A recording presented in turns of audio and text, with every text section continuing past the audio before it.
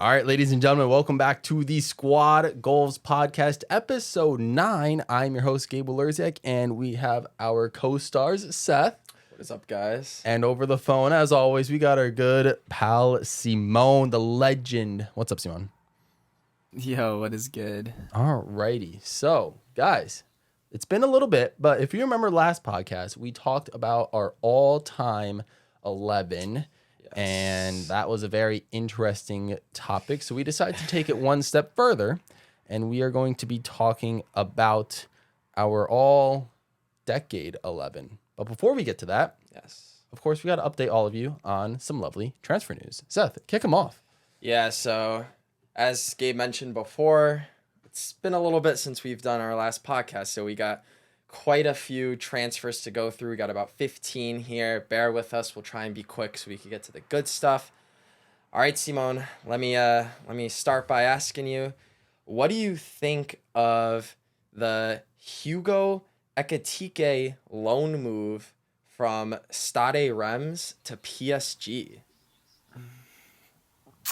Yeah, this kid is super young. He's actually exactly a week older than me. He was born on June 20th, 2002. Wow. Look at that. This guy is super young. And, it's always, everyone's going to love going to a big team like PSG. But, come on, he's 20 years old, and you have some of the best and most promising strikers in the world at the moment at that club already. There's no way this kid is going to get, that much playing time. And I think that at his age, he should have stayed where he was, or at least been loaned to somewhere else, because, you want to get loaned to somewhere where you're going to have guaranteed play time. And sure, he might get a game or two at PSG, but I really don't see him getting more than just a few games in the season. Yeah. So I don't know if I like that move for him.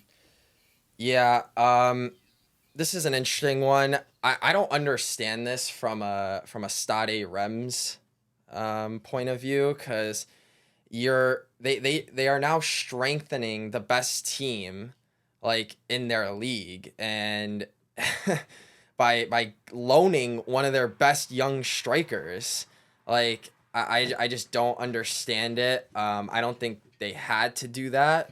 And sure, like he'll learn from the best, Mbappe, Neymar, Messi, but he's really not going to get a lot of playing time. And the only hope for him is maybe in the long run, he'll replace Mbappe if Mbappe ever leaves PSG. But besides that, I don't like the move for Reims. It's a good move for PSG, though, because it adds depth to them. And it was just like a loan. So, yeah, I think it's a good move for PSG. Bad move for Reims with this kid. So, yeah, the next guy... This guy, I honestly never heard a lot about until he made just a splash in the transfer market. His name is Glesson Bremer, and he went from Torino to Juventus for about 45 million. So, Simone, what do you think of that one? Yeah, I mean, he was a very expensive player for Juve, but I think it's a very good move for them in order to replace De Ligt, who just went to Bayern Munich. That was one of their best defenders. This guy was an amazing player, De Ligt, and it sucks that they lost him, but, things happen. And he was a very young and promising player, but they literally replaced him with someone almost just like him, They have a pretty tall, young player. He's 25 years old, and he's 6'2", exactly what you need in a center back. So Yeah. I think it's a very good replacement for Juve. I haven't seen too much footage on this player, so it'll be interesting to see him play for Juventus. But the thing is, he has played for Serie A because he's from Torino, so I think that's going to be good for him because he's already used to the league. So I think he won't have much trouble fitting in there. Yeah, I completely agree with everything you just said. I think him already playing in Serie A, he's a big guy. He's a tough defender, and he already knows what it's like to play in this league. I think he'll just continue to get stronger at a bigger club like Juventus. And like you said, I think this is a very good replacement for De Ligt. And they only had to spend like half the price on him that they sold De Ligt for. So Not a bad move for Juventus, and honestly, not a bad move for Torino because they got quite a bit of money for that guy, so they can now use it to maybe expand their roster a little bit. Absolutely. Yeah, so on to the next guy here. This is an interesting one. We got Nordi Mukalele going from RB Leipzig to PSG, about $13 million. What do we think here? Yeah, it's I don't know. PSG is just bringing in so many players right now, and I don't know how I feel about it because they just have so much money to be wasting on players that I feel like it's a bit unfair because these players just aren't going to be getting that much playing time. So, Yeah. obviously, I think that Mukiele is a very good player. He did a very good job at RB Leipzig, and personally, if I were him, I would have wanted to stay there to continue to get my play time because I'm sure, like I said before, he'll definitely get games at PSG, but PSG has defenders like Sergio Ramos, Hakimi, Marquinhos, Nuno Mendes, Kimpembe, Kurzawa. Like, they have so many defenders already. Right. And, like, you can only, like, the most you'll ever play is with 5 defenders. Like, no one's Right. going to go over 5 defenders. So these guys are not going to be getting as much playing time as if they were to go to a different club. So I don't know how I feel about PSG signing this many players despite, their overflow of players in pretty much every position now. Yeah. Yeah, I agree with that. I don't really understand the move for Mukalele. I mean, obviously he was a very talented prospect at Leipzig and deserved to go to a bigger club, but I don't know if PSG was that right fit because, like you said, they already have a very well-established right back in Hakimi, but the only thing I could think of is maybe they use Hakimi in like the midfield. They use him a little higher up because they've done that in national team level for Morocco. They've done that at PSG a couple times. So maybe Mukalele will take that right back spot and they play Hakimi a little bit higher. But if they don't do that, then Mukalele is going to be riding the bench for a bit. So I don't understand it from his standpoint, but again, it's a good move for PSG once again because it just adds some more depth. Absolutely. All right, so on to the next one. We got the Ukrainian legend himself, Alexander Zinchenko, man. Just missed out on World Cup glory, losing to Wales there. But he made a big money move from Manchester City to Arsenal for about $38.5 million. What are we thinking about that one, Simone? Yeah. I think that was a good move. I mean, I'm looking at the transfer list right now. We don't have Gabriel Jesus, so that's in there. So I just wanted to add him as well. Him and Gabriel Jesus leaving Man City to go to Arsenal. I think those are very big moves for Arsenal. And to be fair, they were both very good players at Man City, but I mean, career-wise, especially for Zinchenko, I mean, for both of them, honestly, I think it's the right move because Zinchenko is originally a midfielder, and when he was at Man City, they just had him playing in the left back, which, he's filling in for a position. It means he's a very good, player all around, but he prefers to play in the midfield. That's where he plays on the Ukrainian national team. So I think that by going to Arsenal, he'll be able to play in a more comfortable position. I know that he might end up playing left back for them too because of some of their players getting injured. But aside from that, I think that it was a very good move for him. Especially with new positioning and getting, not that he didn't get a lot of playing time at Man City because he did, but Right. I just think that it's a very good move for him in order to play in the position he actually wants to. Yeah. Yeah, no, that was good. I think it's an okay move for him. I'm not gonna say great move. I thought he was solid at City because he really just filled in the gaps when City needed it, whether that was in midfield or at that left back spot. I always thought he was solid there for City. But for the price they paid or they got for him, I'm sure they're not going to miss him a crazy amount, but I know that Arsenal have been really stacking up this transfer window. So I don't know if it's a guarantee that Zinchenko will start, which worries me a little bit for how much they paid for him, but it definitely adds some good depth. And I think he could come in and do what he did at Man City, fill in the gaps when needed, and be a versatile playmaker in different spots, different positions. So, yeah, that's Zinchenko there. So let's keep going here. So we got an interesting one here. We got Paulo Dybala going on a free transfer from Juventus to AS Roma. What do we think? This was a crazy transfer. I heard rumors that he was talking to Manchester United and that there was these other teams in different leagues that he would possibly We go can only to. be so lucky. And yeah, don't get me wrong, it's great that he gets to play under Jose Mourinho. And I saw that he didn't take the number 10 number because of his respect for Totti. Yeah. So I think that saw was a very good move for respectful him. By him. Yeah, and I appreciate that, respecting legends. But I don't know. I mean, he's pretty much. I thought he was going to be making a big move. Like he's like pretty much in the middle of his prime years right now. He's Like getting into it's his not going to get prime. any better. Yeah. So it's he only has a few more years left, and I would have thought he would have gone to at least a different league to try and prove himself somewhere else. And the fact that Right. he stayed in Serie A was a little disappointing to me.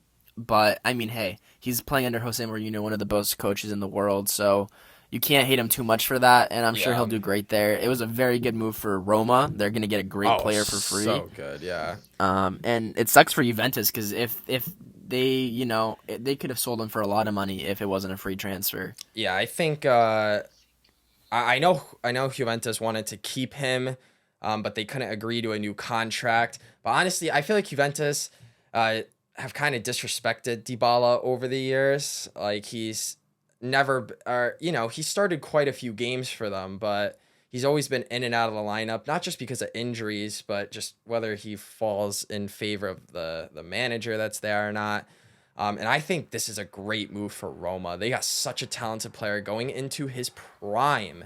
And if he can stay healthy, it will definitely improve Roma's attack. Dybala will get more first-team football, so I think it's a good move for him. Even though I definitely think he could have gone to a bigger club, I think he definitely could have done a lot worse too. So I think it's a really, really good move for Roma to get him on a free transfer. I think this is an epic fail for Juventus, honestly. Mm-hmm. All right, on to the next one here. A man we brought up earlier, big money move here. Matthias de Ligt, about $73 million. Juventus to Bayern Munich. What are we thinking about that one? Yeah, I didn't mean to mention him earlier. I kind of gave some spoilers. Sorry about that. But yeah, I think that they made a lot of money off of this, Juventus, and very good for them in that sense because he was a great defender, and the fact they're getting the exact amount of money that they deserve for him. This guy is a very young and he has a really good potential. He has actually a very good potential. He's one of the youngest and most promising defenders that I've seen in a while. He's extremely strong and very, can position himself very well. And I think that it sucks for Juventus because they're losing out on such a young guy that, could have done very good for them in the future years. Yeah. But regarding Bayern, they need another defender, another big guy. I mean, don't get me wrong, they have quite a few good defenders already, but it's a very good move for them, even though it was a very expensive move for them as well. Yeah, again, I think Juventus dropped the ball big time here. I mean, they got paid pretty well, so that was nice. But, I mean, Chiellini just left. Bonucci is coming to the end of his career. Like, De Ligt was the guy that I thought was going to be the next Chiellini for Juventus, the next staple point. I completely agree. But that's just not true anymore. And, I mean, he's only 22, and he's already a world-class defender at 22.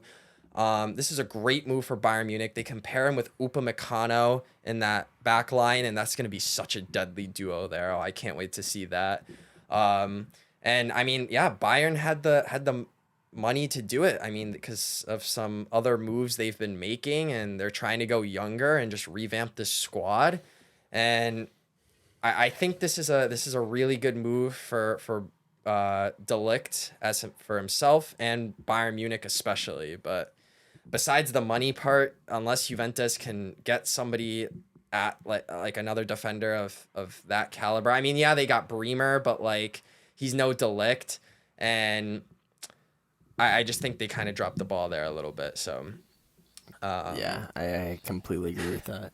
yeah. All right, so on to our next transfer here.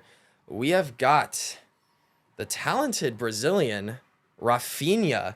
Another big money move, about $63 million, going from Leeds United in the Premier League to FC Barcelona. What do we think about Rafinha? Just saw him play. We did. We saw him score that screamer against Real Madrid in El Clasico. So he's looking good from the start here. Yeah, I know. He's a very good player. He can dribble, he can shoot, he can do pretty much anything you need from a forward. Very good player. He has a very, like I said about De Ligt, he has a high potential. He's only 25 years old and he's already doing all this stuff. He's preparing to enter into his prime, in just a few years. So if he's doing this well already, it's just gonna go uphill from here. Yeah.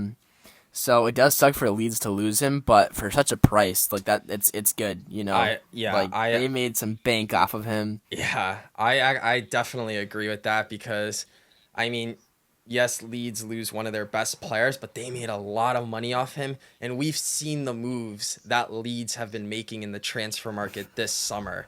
So they are really taking advantage. So I actually think this was an A+ move for Leeds here. And I don't say that often when teams move off their big players, but I think Leeds did really well by doing that. Barcelona, I mean, they got a really good player in Rafinha. I think he should easily start for them, I believe, on that right wing. He's very versatile, can score really good goals, as we saw in the El Clasico the other night. And yeah, I think he could definitely add some nice finesse to their attack. So pretty good move for both parties here, in my opinion. All right, let's move on now to probably the biggest transfer of the summer so far. Very arguably the biggest transfer of the summer. And we are talking about Robert Lewandowski, our Polish brethren. Yes, sir. Moving from Bayern Munich to Barcelona for about 50 mil, about 45 mil plus 5 mil, depending on performance bonuses. So, yeah. What do we think about Lewandowski to Barcelona? This is going to be weird, but interesting. It kind of shocks me how Rafinha was more expensive than Lewandowski. That was just a shocker to me by more than 10 million. That's ridiculous to me. Don't get me wrong, Rafinha is good and everything. I know that Lewandowski is a little bit older. He's 33, but still, he's still a quality player. I mean, it's Lewandowski. Yeah, literally. It's insane to me that they got him for this cheap. And the thing that really upsets me is that Barcelona is one of these teams that's like struggling so much financially, especially in recent years. Yet they're still able to sign every single player that they want to sign. It doesn't make sense to me. It's so strange how they're able to sign every single player that they want. That could be a whole new they're video supposedly itself. Barcelona's debt. It doesn't make sense. It just doesn't make sense. Something isn't adding up, and it's very suspicious to me actually that they're able to do this because they should not be able to do this. I will say two things before we move on to the next player is I do think one, it might be that Lewandowski is more so just wanted to leave Bayern Munich and maybe go to Barcelona. So I think he was willing to take maybe a smaller 100%. Oh, price. absolutely. Correct. Yes. And Barcelona was able to get, quite a few, like 300 mil by, selling. I think they sold like 15% of their TV rights. So they're making up money from, nowhere at this point. It's definitely not enough, though, because they're like $1 billion in debt. But, yeah, I mean, they're trying. The next thing I just wanted to mention real quick before I leave it off to you, Seth, is that go ahead, man. Don't get me wrong. I know Lewandowski really wanted to come to Barcelona, and it's great to see him where he wants to play. I'm kind of upset because he was also talking to Chelsea. We would have loved to have him there. I was a little scared. Finally have finally have a freaking consistent striker that can score goals for us in all the games we need him to. We haven't had that really since Didier Drogba or Diego Costa, but whatever. The next thing that I just wanted to mention really quickly is that I don't understand why Barcelona has so many forwards now. It doesn't make sense to me. It's crazy. They have Lewandowski, Rafinha, Aubameyang, Memphis Depay, Braithwaite, Ferran Torres. All these players deserve to start, and they have all proven themselves in different occasions. Some more than others, obviously, but all these players deserve to be starting. Yeah. And the fact that you have 5 or 6 world-class forwards doesn't make sense to me, because you can't start more than 2 or 3 of them. No one's gonna play with 4 forwards. Yeah, I think Barcelona are. I've heard reports about them wanting Memphis Depay to leave, and they want Lewandowski and Aubameyang as their 2 strikers. But again, those are just reports.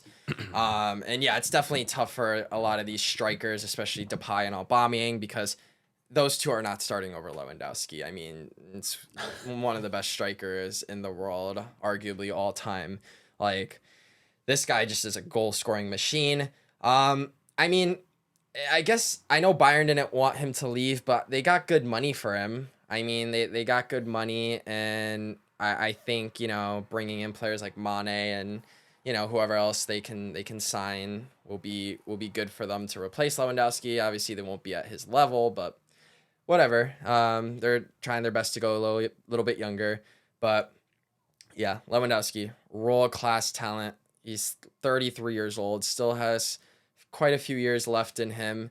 And I think I just think he's one of those players that wherever he goes, he's gonna score. He's just gonna score goals, and that's what he does. So it's his first time out of the Bundesliga setting in a while. So we'll see how he fares in a different league, but I personally think he's gonna be just fine.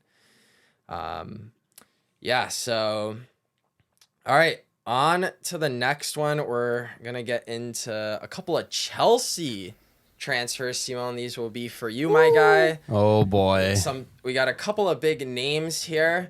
Honestly, I could just list them together, and I'll give you the floor to talk about both of them.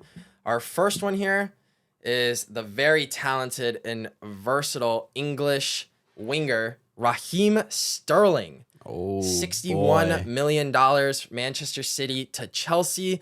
And then I am very jealous about this move as a Man United fan, but the very strong Senegalese defender, Kalidou Koulibaly, about $41 million from Napoli to Chelsea. Those are 2 really good players. Simon, you must be really happy as a Chelsea fan.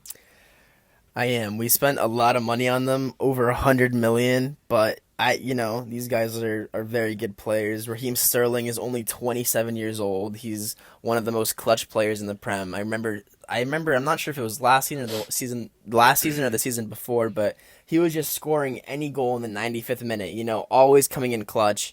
And we really need a goal scorer, and I was expecting us to get a striker, but, out of wingers, Raheem Sterling definitely isn't the worst. At least he can score goals, because that's one of Chelsea's biggest struggles at the moment, having a consistent goal scorer. So I am very happy about Raheem Sterling. Hopefully he does well for us. He is known to miss some of the easiest chances he's given, but he can also be very clutch. So I'm not mad about it at all.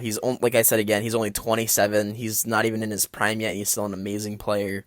Right. So yeah, I'm happy about it. I'm very happy that we got him. And hopefully he does wonders for us and can score some goals. And then regarding Koulibaly, this guy is amazing. He's nearly 200 pounds. He's super strong. He's going to be a very good replacement. Oh, yeah. A very good replacement for Rudiger. Rudiger is an amazing player, but, I'm not mad that Koulibaly is replacing him, because this guy is also an extremely strong defender, probably one of the best in his league before he came to Chelsea, and hopefully, I do not doubt that he'll be able to prove himself at Chelsea. Chelsea's a very defensive team, that's what we're pretty much known for, and so I think that he'll fit in very nicely. Yeah, I like that. So I'm not gonna talk about them because those are your players. I let you take the floor there. But yeah, I definitely agree with everything you said. 2 really talented players. But I will take the floor for these next few players. The next 5. as we got some Manchester United transfers going out and going in. First one is Paul Pogba. free transfer from Man United to Juventus was officially confirmed about a week or two ago. And yeah, Simone, I know we talked about him in that earlier video when we were talking about our transfers. And I know I let my emotions get the best of me when I was like, oh, well, like, you know, it's not a good signing because, like, you know, go Man United. But no, I just love Paul Pogba as a player, and I was just very upset to see him leave. But I really think this is a really good move for Juventus and not a good move for Man U, because we signed this guy for over $100 million back in 2016, and he just, like, we failed him. It's not that he failed, we failed him. And from 2016 on, I mean, he was like okay in 2016, 2017, but after 2018, he was just bad after that World Cup year. And I hope Juventus can get him back to his 2014, 2015 Juventus form. I think that would be really good for him. But what I did talk about in that earlier transfer video is what I was worried about him is his injuries. This dude just cannot stay healthy. And funny enough with that, a report came out a few hours ago before this podcast saying that in a practice, it is reported that Paul Pogba apparently tore his meniscus in his knee already. He's been there for like a week and he's already injured again. This is what I was worried about. This is what I was talking about with Pogba. He's such a big risk transfer. He, you know, because if he stays healthy, let me tell you, he's like only 29. He's one of the best in the world, but he can't. These past few years, I don't know what's been going on. He can't stay healthy. He's already injured a week to being in Juventus. So part of me is a little glad that Man United doesn't have him anymore, because we don't really have to deal with him and his injuries. But it definitely hurts because we signed him for so much at the time. So we just lost a lot of money, especially on a free transfer. But that's a tough break for Juventus. It's what I warned them about, man. I was just saying with his injuries, and he already is injured. So tough break for Paul and Juventus. But now on to the next one. We got Jesse Lingard here. Very disappointed in this move, actually. He was a free transfer, went from Manchester United to Nottingham Forest, which I thought was a big surprise. I mean, this is somebody that was getting linked with West Ham, Tottenham, like these bigger Premier League teams. And I thought he was excellent at West Ham when he was there. And like they wanted him back. Like they wanted to sign him, like not even just on a loan, like actually sign him. And he just decided to choose Nottingham Forest, I guess, who just got promoted for the first time in God knows however many years to the Premier League. But I'm just shocked. I really think Jesse Lingard dropped the ball on that move. I think he should have gone back to West Ham, or even Tottenham might have not been a bad move, but I think West Ham would have been the best move for him because he was really good there for them. All right, the next one here, we got Tyrell Malacia. I might have butchered his name there. Manchester United, we signed him from Feyenoord for $16.5 million here. This is an interesting signing. I've heard good things about him. Not sure how he's going to fit in. I'm not sure. I know he'll be battling Luke Shaw for that left back spot because he's a left back. I know they're trying to push Alex Telles out of the club. So it'll really be down to Luke Shaw versus him. But I mean, Luke Shaw's still kind of young, so I'm kind of surprised they sprung for the move. But I guess it's good depth. And, you know, if anything, I mean, Luke Shaw has had injury problems in the past. So I think he'd be a really good replacement to come in and fill the gap there. All right, this next man, I am super excited about, like very, very excited. Lisandro Martinez, $63 million signing from Ajax, coming to my team, Manchester United. This guy was highly sought out for. I thought he was going to sign for Arsenal so many times this summer. I'm so happy he is now with Manchester United. He was so good for Ajax last season. He's so versatile. He can play center back. He can play center defensive mid. He's a little shorter, but he's fast. He's good in the air. He's a strong 1v1 defender. I just really like this signing here with Lisandro Martinez. And yeah, I'm just really happy. I think he can come in, possibly play next to Varane in center back. That'd be a really good partnership if we can get Harry Maguire out of there. And yeah, I think that would be really good. So I'm very excited for Martinez, see what he could do. And then the last man of the transfer news for this week, Christian Eriksen. Free transfer from Brentford to Manchester United. I'm so excited to have him on the team. I love Christian Eriksen. You guys know my obsession with Denmark as a national team. Like we've kind of been over that. Yes. So, and Christian Eriksen has been the captain and leader of that Danish team for over a decade now. And I just love him as a midfielder. I think he's so creative, so intelligent, and such a highly, highly underrated midfielder. And I'm really excited. I'm so glad he recovered from his cardiac arrest.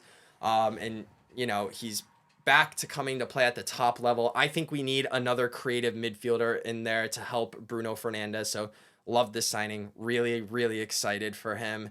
And yeah, man, I think Man U can do a little bit more in the transfer market, but for now they've got a couple good signings on their plate. All right. So ladies and gents, those were all of our transfers. And yeah, we did have quite a bit more this episode, more than others, just because we missed a week.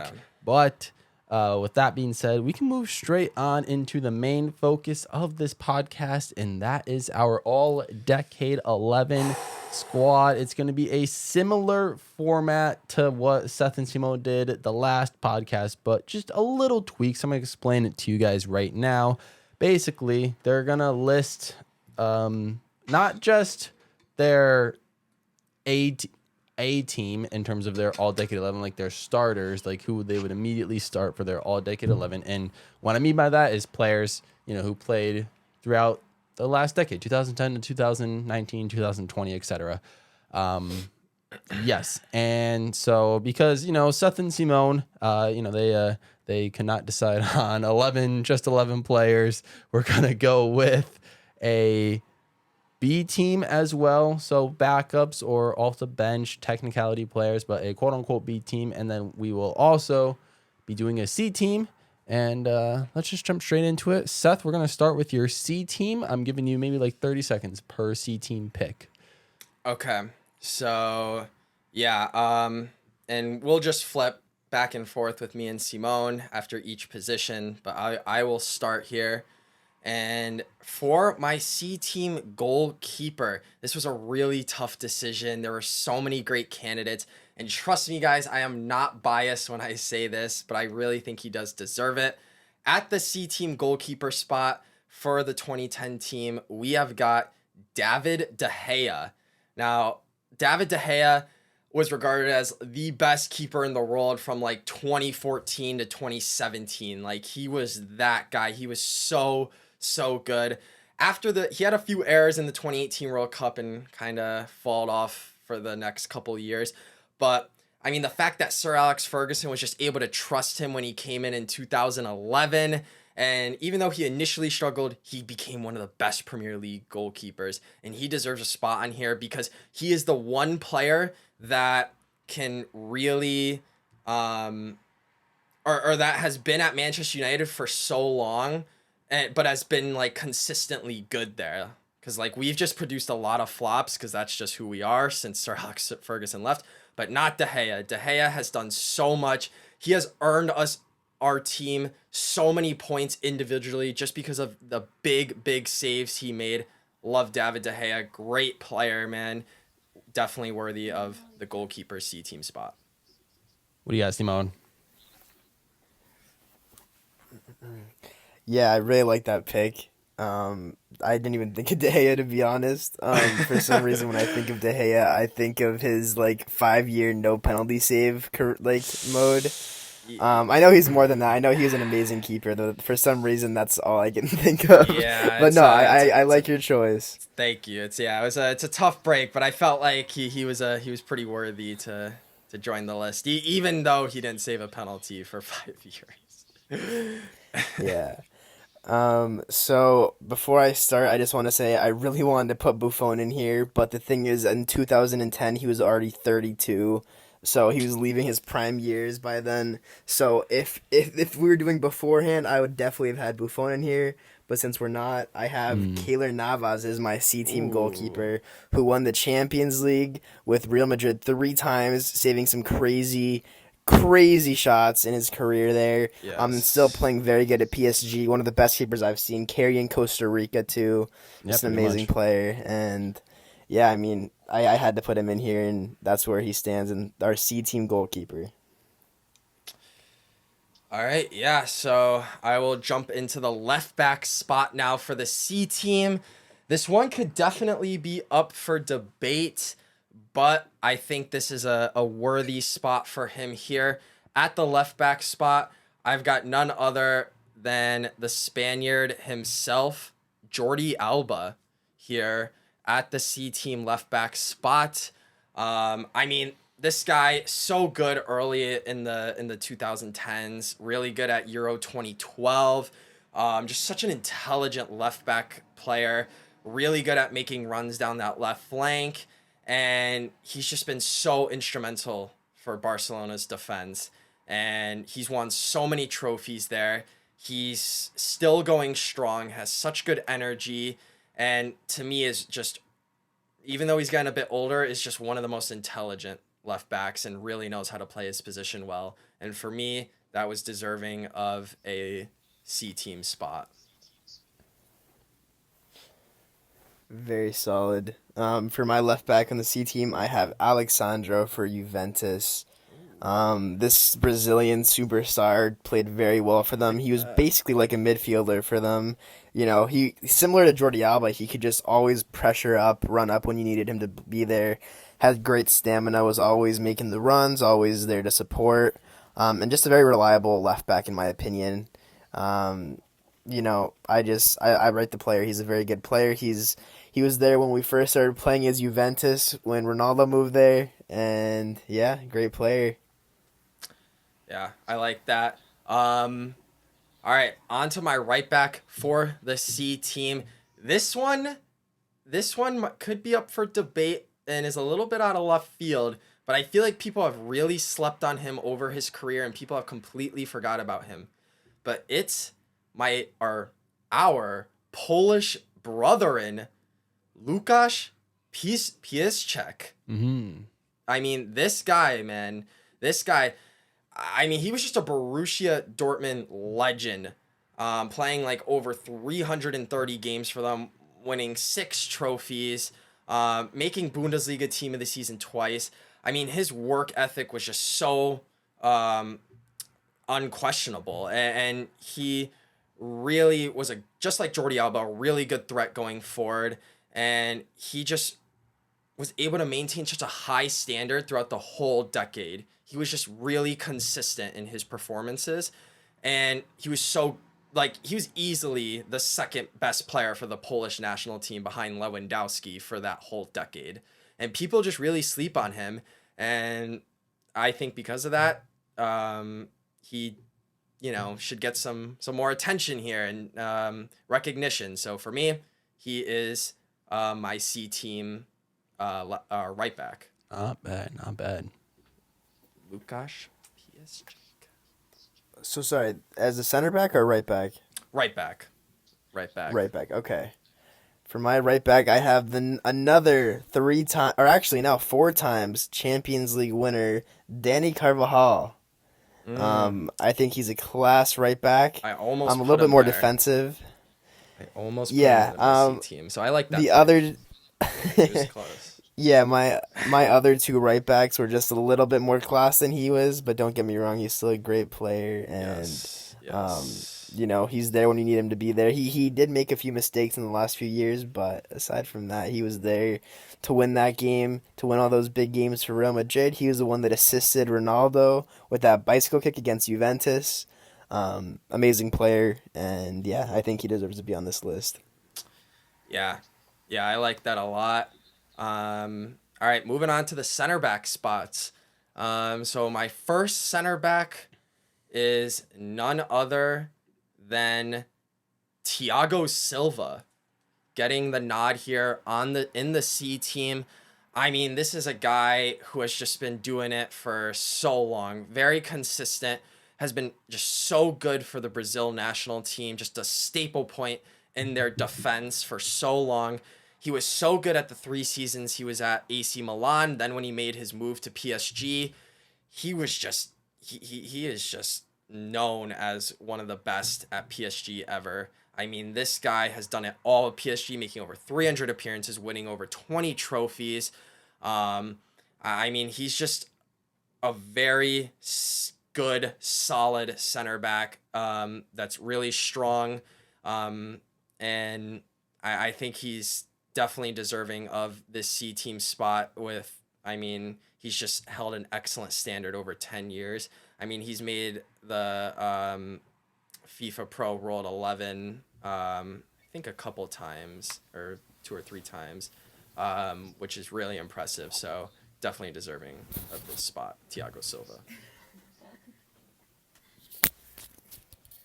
I like that pick, and the fact that he plays for Chelsea and I completely forgot about him for this is very sad. Oh, man.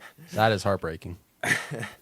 Yeah, great player. I probably would have added him, but the thing is, these defenders also deserve it. I have, for my first center back, I have Matt Hummels from Germany and from Bayern. And He Dortmund. made my short list. Amazing. He was close. He's an amazing player. Sorry, give me a second. Simone is losing it over there. Boy. I guess. Oh, man, he's, sorry. He's recontemplating his life choices after not picking Thiago Silva. This is Yeah, as sorry, his first some center technical back. difficulties. Oh boy. But yeah, Matt Hummels is an amazing player. He's a very strong player, and he's played for both of the strongest German teams, and yeah, I mean he's stayed loyal to Germany his entire career pretty much. He plays for them. He's played for their top 2 teams. He's a very good defender. I highly rate him. It's not easy to get past him. He's he was one of the men that made Germany's defense so strong. Back in the day, not so much anymore, but yeah, I think that he deserves to be on this list. He's an amazing player, and he was a leader too, which is why that's what you need in a center back, a tall, strong leader that will help push you forward and win the game. Yeah, no, that's a good pick. He definitely made my short list, just missed out for me, but Matt Hummels definitely a great player. All right, for my second center back on the C team, I would be actually a little surprised if Simone, if you didn't have this player in any of your teams, because I just know how much we love this player together, especially playing with Portugal on FIFA a lot, and that is none other than the Portuguese center back Pepe. I mean, this guy, he's kind of crazy. This guy is like, I read something earlier when I was doing my research for this, and it talked about Pepe mastering the dark arts of the beautiful game, because you won't meet another center back that is just as aggressive, in your face, and will just like always get a red card like ever. Like some of his decisions could be a little stupid sometimes, but he's committed. Yeah, that's the thing. He's really passionate, like really passionate. Whether it's for Portugal or when he was with Real Madrid, I mean, he has just been a really, really good defender, and he's done a lot for Real Madrid, playing over 330 games for them, winning 3 La Liga titles, 3 Champions Leagues, other trophies. Like, he was a part of one of the best center back duos for a long time with him and Ramos. So Yeah, give me Pepe for my second C team center back.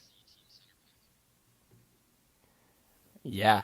I love Pepe. He's an amazing player. But like you said about Matt Hummels, he just missed out. To me, the reason I didn't add Pepe was simply because of how hot-headed he was. He's an amazing player, very good defender, but if you like hit him, if you like push him or something, you're getting freaking killed. He's gonna slide tackle the hell out of you. Yeah, you're gonna be out for like 6 months. Very aggressive, yes.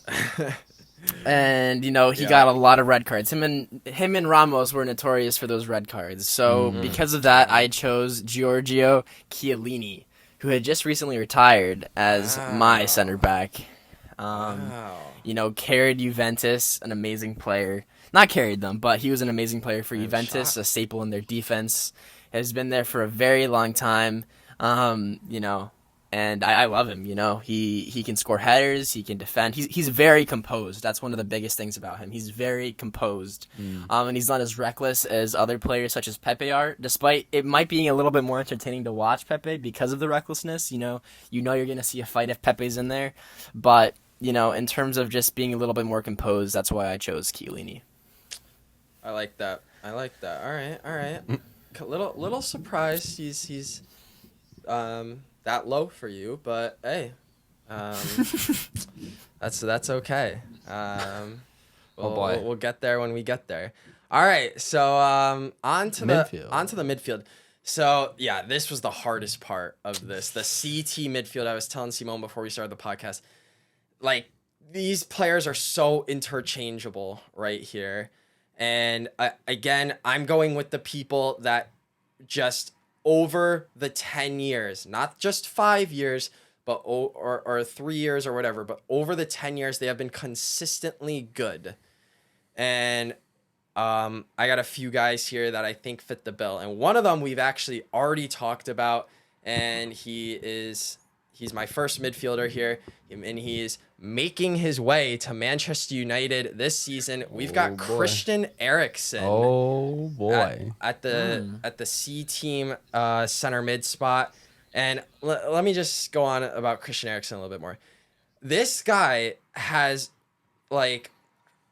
just been such an underrated midfielder. I mean, we're talking about a guy who was superb at Ajax. He at the beginning of from 2010 to 2013 or whatever, or wherever time period he did that in. But he was so good for Ajax, one of their best players, and then Tottenham signed him, and from there he was just one of Tottenham's, or honestly one of the Premier League's best midfielders year in and year out. Just so consistent, such good vision, such good intelligence, patience on the ball, really good passing. So good with assists. I mean, this is an assist man right here. Really good at creating chances. I just Christian Eriksen. He just barely made it. There are some other people that I would be fine, putting in ahead of him. But man, this guy, for what he's done for Denmark, captaining them for the past 10 years, carrying them to throughout multiple tournaments, whether that's World Cup or Euros, getting them as close as he has. I mean, he's just been really, really good and very consistent over these 10 years. So, yeah, Christian Eriksen, welcome to the C team. That's a very bold pick. I think it's a very good pick, though. Thank you. Yeah, I do highly rate Eriksen too. And I just wanted to mention that I kind of focus a little bit more on the players' primes. But I didn't do the whole 10 years, them being consistent, but I did try and do players whose prime was in the 2010, 2020 era, or the end of the 2010s. So Puyol, for an example, I love Puyol. He's an amazing defender, probably one of the best I've ever seen, but he didn't make this list because he retired in early 2010s. Yeah. He retired in 2014. Yeah, that's why he's not on my list either. Yep. Exactly. So yeah, I tried to focus on players who had a lot more prime moments, and their careers mainly took place in that time. So for my player, even though I just said what I just said, I did pick a player as my first center mid that was pretty consistent over the decade. and that is Thomas Muller. Mm. This guy was amazing for Bayern, and similar to what Seth said about Eriksen, he's been criminally underrated. Like, this guy is a playmaker, Yeah, and he has can been. score goals. He's everywhere you need him to be. He's extremely well known in the football community for being funny, for making these stupid jokes with Robert Lewandowski. Yep. And yeah, he's a very lighthearted player. He's a very nice player. It's hard to hate him. He's like kind of like an N'Golo Kante, where you just love the guy, even if you don't like Bayern. And he's a team player. You know, he's always looking out for his teammates, and he's been at Bayern for a very long time, and he's always been super consistent for them. Yeah. And he's been there for their biggest wins and for their biggest losses too. Like, he's there no matter what. And he's just a very reliable player that can play make, and he can score goals, and that's what you need in a center mid. Yeah. No, I like that pick. Thomas Muller definitely deserves to be in one of these 3 teams for sure. All right. My next center mid, who I think this guy pairs really well with Christian Eriksen. And it's kind of why I did pick Eriksen, because I was like, I need, like, who's the best player to pair with this guy, because I really like this guy. I know Simone likes this guy a lot, because I remember he actually put this guy in his reserves of his all-time 11, if I remember correctly. So he really highly rates this player. But he's going to just make my C team here. And this is Mesut Ozil here at the center mid spot on the C team. I mean, this guy has been, just like Christian Eriksen, super consistent. He actually played for the other North London club, not Tottenham, but Arsenal. So, but before that, his early 2010s, he was playing for Real Madrid. He was so good when he was on Real Madrid, like really good. Like, he was like the assist leader, like I'm pretty sure like 3 seasons in a row or something. Like, it was crazy how good Ozil was. He had a couple of down years when he moved to Arsenal, like here and there, but you know, everybody goes through their down spells, so I wasn't really worried about it. But overall, he was a legend for Arsenal from like 2013 to 2019, 2020, whenever he left. And yeah, he was just so good for them. Just such a smart, intelligent player. I think, like I said, him and Eriksen would just really combined really well, I think. And can't forget about his impact on Germany. I mean, this is a guy who was instrumental, and I mean instrumental, in Germany's 2014 World Cup win. I mean, he was like, you know, arguably their best midfielder, best player even. And yeah, I mean, Ozil, just like Eriksen, criminally underrated and definitely deserves a spot here on the C team, on the 2010 C team. Yeah, I mean, it kind of hurts that you have him in your C team, but, you know, I'm glad that he made the team at all, because Ozil is an amazing playmaker. But I'll get into that later. For my next center mid for the C team, I have Kevin De Bruyne, who is currently one of the best players in the world. He didn't have the best start to his career, you know, getting sent out of Chelsea, out of Wolfsburg. But as soon as he got to Man City, he started to pop off. And I know that this was kind of towards the end of the decade. A little bit more like around 2015, 16. But like, I just couldn't I had to add him, because he just made such an impact with that Man City team. And he's one of the main reasons. Don't get me wrong, their squad is very, very solid. But he's one of the main reasons that they're so good. He scores when they need him to, but he can do pretty much anything. He's not the best playmaker, don't get me wrong, he's still an amazing one. But that's the thing. He's a playmaker, and he can score goals. And he scores some very crazy goals for that fact. He can shoot from a distance. He can, you know, you just don't know with this guy. Like, he's just such a fast player. And I don't mean by speed, just like by his mind. Like, he just thinks super fast, and he's already behind you, you know, just walking, and you don't even realize, because this guy can get around Easily you. the best, easily are like one of the best midfielders, if not the best midfielder in the world right now. Absolutely. Yeah, honestly, I like that pick. I was toying with him a lot, but again, I didn't add him because from 2010 to 2015, he literally did nothing. Like, he was a nobody. So, but from 2015 to 2020, one of the best. But again, he will not make my list at all in any of my teams, just because of that first 5 years. I'm looking for more consistency, but Simone and I looked at it differently, and that's fine. I do like that pick a lot. Great midfielder. All right, so my last center mid here on the C team. This one, I'm actually really happy with this one. I don't know why. Like, it just makes me smile because I like this player a lot, and I feel like this is one of the most underrated midfielders. You think Ozil and Eriksen are?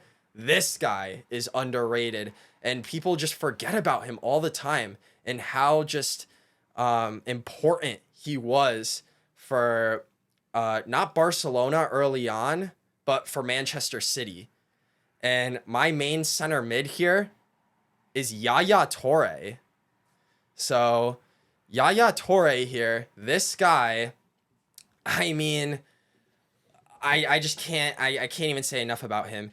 I mean, when he joined Man City, joined as a defensive midfielder, after winning Champions League with Barcelona, where he played center back, because he was part of that really good Barcelona squad. And he went on to score 20 goals in the Premier League that year, that opening year. And he is just so underrated. I mean, he was just such a special player. One of the best midfielders, in my opinion, of the in the Premier League. I mean, this guy, he did it all in the midfield. He was so good defensively. Could beat players with pace, win the ball back easily, create chances. He was just a box-to-box midfielder. And what that means is he could be both like defensive and attack-minded at the same time. And he just had all such great qualities. That's what I love about him. He was such a complete midfielder. And yeah, he, won multiple trophies with Man City. And he really, for me, deserves to make this list, and people definitely forget about him. He also did well for the Ivory Coast. That's the national team he played for, Ivory Coast. I think he helped them win African Cup of Nations in 2015. Like, this guy's solid, man. And let me say, it was close because the other midfielder I was thinking of, the other Man City midfielder that could have maybe taken his spot, was Fernandinho. So shout out to Fernandinho, great midfielder, but he just missed the cut over Yaya Toure. But yeah, that's my third midfielder. I like that pick. Yaya Toure is an amazing player. And yeah, he just missed out for my C team, actually. The person beating him in that position, it's also a CDM position, center defensive mid, is the 4-time Champions League winner, Casemiro. Yeah, he just missed out for me. Yep. Similar to Yaya Toure. I'm not going to go into too much detail because he's very similar to Yaya Toure. Right.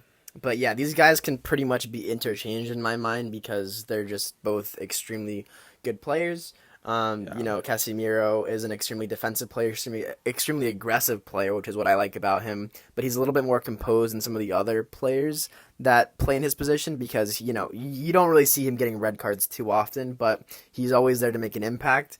And, he's kind of underrated in his shooting ability because he doesn't score too many goals, but he can score some clutch goals, and we've seen it in the past where he just scores a screamer from 25 yards.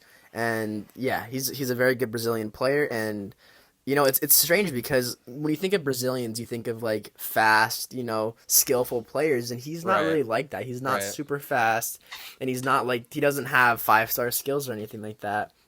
He's very different. He's a very tall, big, strong, bulky player, but damn, he can play some good defense, and he can get the ball where it needs to go. So that's why he's in there for me. Yeah, no, Casemiro just missed out for me. I love that pick. Him and Fernandinho just missed out as my center defensive mid spot, but I had to give it to Yaya Toure. But I really like that pick because I was really considering him as well for the C team. All right, we have made it to the top 3 strikers, wingers here. 3 guys left in the C team. And the first guy here, I'm going to start with left wing. Simone might really hate me for this, but he just better be glad that he at least made a team. I know who you're gonna say. But at the left wing spot, we have Eden Hazard. That's just disrespectful. Eden Hazard here at the left wing spot on the C team. Listen, I mean, this guy is unbelievably talented.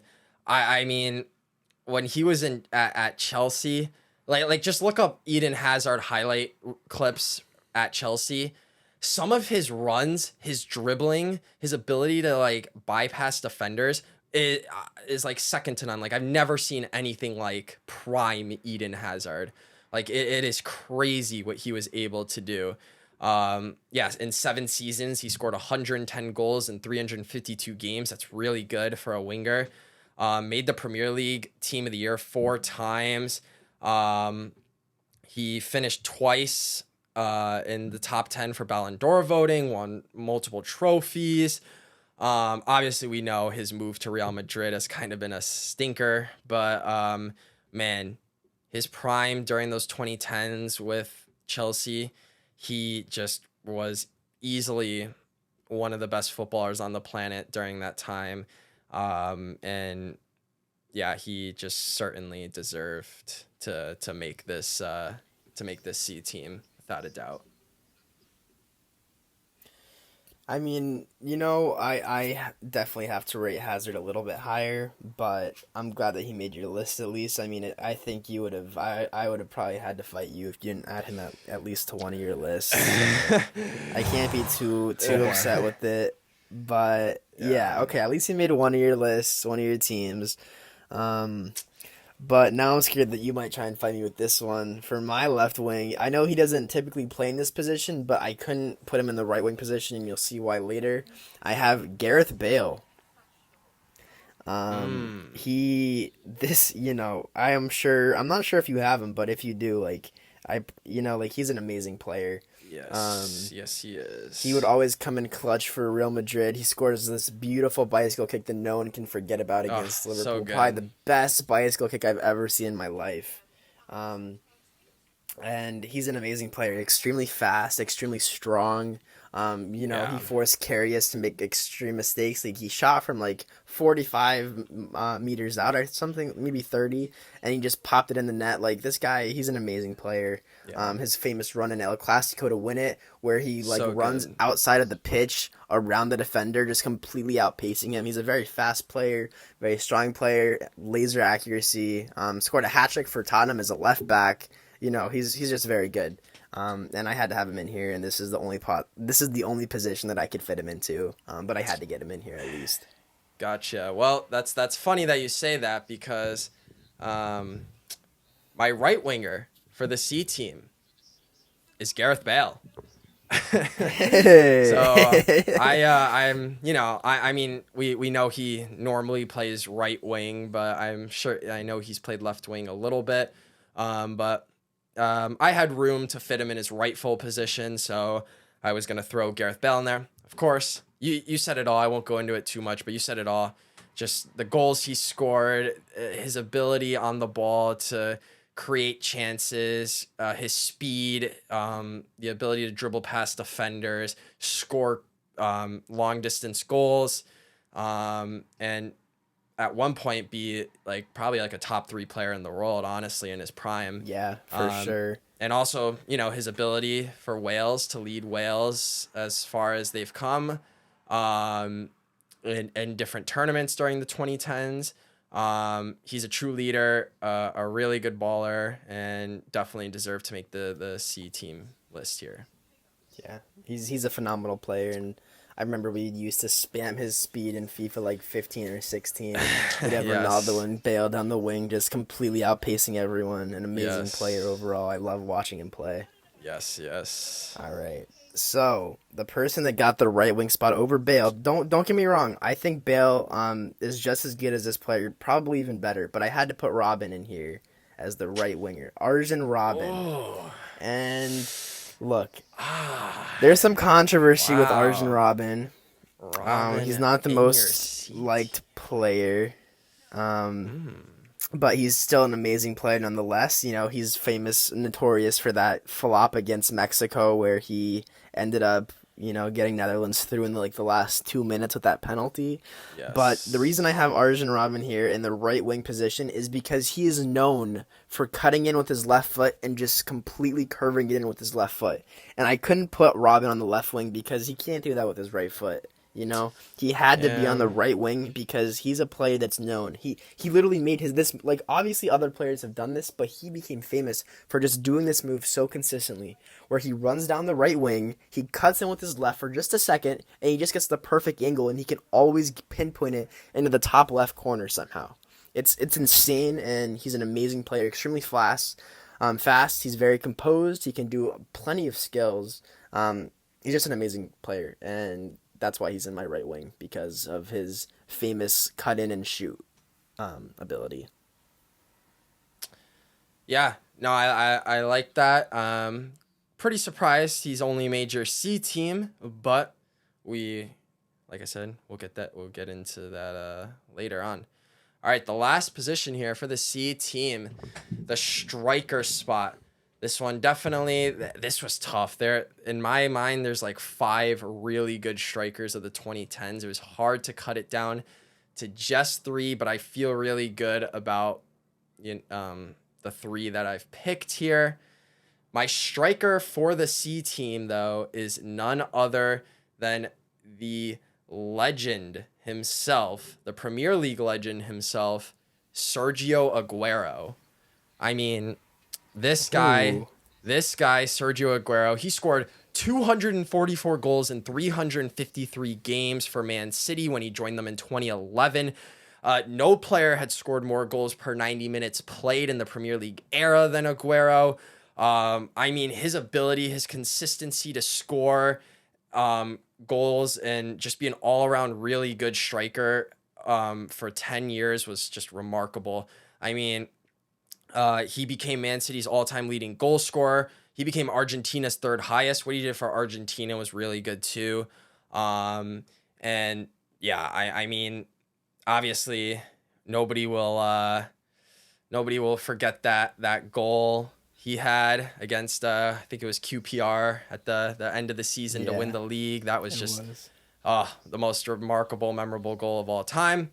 But yeah, Sergio Aguero had to make the list for me as arguably the best Premier League striker of this era, or at least of the 2010s and on. So he was definitely deserving of a C team spot. I really like the way that you went with the South American striker. I love Aguero, and I wish that he could have fit into my squad. He was just missed out. Again, he's an amazing player, and it sucks that he had to retire early due to these health problems, because he just joined Barcelona, and I was looking forward to seeing him play there, but the worst came to worst, and he wasn't able to do it. Give me 1 second. All right, sorry about that. And yeah, so like I said, I liked your pick with the South Americans because I also chose a South American player. I have Luis Suarez as my C team striker. And the reason I have him here is because he's proved himself in 2 of the biggest leagues ever. He's proved himself in La Liga, and he's proven himself in the Premier League. And don't get me wrong, I know he was amazing at Ajax as well. But, the Prem and La Liga are just a little bit bigger than the, Eredivisie or something like that. Yeah. And so, he's proven himself time and time out. He can score from the halfway line. He can score without even looking at the goal. He's an amazing striker. He was in one of the probably the best trios in history. Even though I'm a Real Madrid fan and I love BBC, Benzema, Bale, and Cristiano. But I mean, I had to put Suarez in here because he was in the MSN Messi Suarez Neymar trio. Of course, he was an amazing striker. He could score anywhere, and yeah, he's just an absolute baller. And he still is. He won the league with Atletico after leaving Barcelona because he was too old, and then he just completely wins the league with another team. He's an amazing player. He's done amazing stuff for Uruguay, and we've seen him with that notorious handball where he saved Uruguay from getting scored on, and then they miss the Ghana misses the penalty on them. So he's an amazing player, and he had to be in my list. And he was so close to being in the B team. My B team and C team strikers are like neck and neck, but for other reasons, I'll tell you why. He didn't make it, but yeah, that's who I have as my C team striker. Very nice. I like that. Okay, not bad. Good job on your C team, guys. We're going to move straight ahead to the B team. I'd like to pick up the pace just a tad to give you guys time for your A team picks. But anyway, Seth, let's get right to it. Your goalkeeper for the B team. Yeah, so my keeper here for the B team is none other than Gianluigi Buffon. Had to go Buffon here. For me, Buffon, I mean, yes, arguably you could say his best decade was the 2000s. But the fact that he was able to still stay at such a high level throughout all the 2010s is just remarkable. It's unbelievable. I mean, this is a guy who won Serie A Goalkeeper of the Year 5 times in the 2010 decade. And he was just one of the best keepers in Serie A throughout that whole time. It was unbelievable. And this was just a few years ago. In 2016 and 2017, Buffon made the top 10 of Ballon d'Or voting twice at his age. That is remarkable. And I'm pretty sure in 2017, he finished 4th. That's unbelievable for like somebody of his age. It just shows that Buffon, he just ages like fine wine. It's just beautiful to see. And he's somebody that for me had to make the B team here. And yeah, he's my pick. Yeah, I mean, you're absolutely right with Buffon. I love him, and like I said, he just missed out for me simply because of his age, but don't get me wrong, age is just a number. Facts. And, he's an amazing player. He could do pretty much anything a normal keeper could do despite his age. It's insane that he was like keeping up with these other keepers that were in their prime when he was like 36, 37, 38, He's an amazing player. He's still playing now and he's 44 years old, one of the oldest players to ever do it. And you know what? He deserves all the hype because like he's just amazing. Yeah. What a guy. But for my goalkeeper selection for my B team, I have Manuel Neuer, one of the scariest goalies to go against. This guy there's clips of him stopping the ball, like going, 90 miles an hour with just his fist. Like, this guy is extremely, extremely good. He's a powerful goalkeeper, and for a while, he probably was the best keeper in the world, arguably at least a couple years. I always hated seeing my teams go up against Bayern because of how difficult he made to score on them. This guy was everywhere. He was like a freaking wall. And he's still an amazing goalkeeper now, but like he was just something else in his prime, and it was scary to go against Bayern solely because of him and how nearly impossible it was to score on him, and he was everywhere too. He would even go up to the halfway line at games. Like, he was a crazy, crazy player, and he deserves this spot for me 100%. Oh, okay. All right. I am a little shocked there, but now that you said that, I think I know who your A-team keeper is, but we'll have to see. We'll see. But I'm shocked, but hey, that's a good pick. I'm just glad you had Neuer in there at all. Oh yeah. All right, on to the left back spot. So yeah, I had Jordi Alba as my C-team one, but somebody I think I just rate a little bit higher and was deserving of the left back spot in the B-team. David Alaba, man. People are sleeping on the Austrian footballer of the year for literally like 6 years in a row. Like, this dude is just such a dynamic left back. I mean, like, he literally started playing regular team football at Bayern when he was a teenager. And I mean, he just... his work ethic is great. He's such a threat when on that left flank when he overlaps. Really good pace, really good strength. He's got a big body, and he's even he's dynamic. Like he's even played midfield for like Austria sometimes, and he's also been known to play center back sometimes. So very versatile. But he obviously looks the most comfortable at fullback there, and yeah, I mean, he has just been a regular since the start of the decade for Bayern. And yeah, now he's on Real Madrid and he starts there as well. Still going very strong. But yeah, for me, he had a little bit of a bad period like in the middle of the decade. But for the most part, he has all the tools and qualities necessary to be my B team left back. I really like that pick. I know he also plays as a center back, so I was really struggling with where to put him as a left back or a center back, and because of that, I didn't even put him in my lineup at all. He just missed out. Wow. Okay. Well, But That explains it. Okay, there we go. I was just so stressed. I didn't know if I should put him in the left back or center back position because he plays them both so well. Yeah, I think And he's the because most of that, I was comfortable at like, left back. So And Simone chooses neither. There we go. yeah. and Congratulations. because of that, I was like, you know what? Yeah. Honestly, he could go over Alexander in my C team, but anyways, that's not important.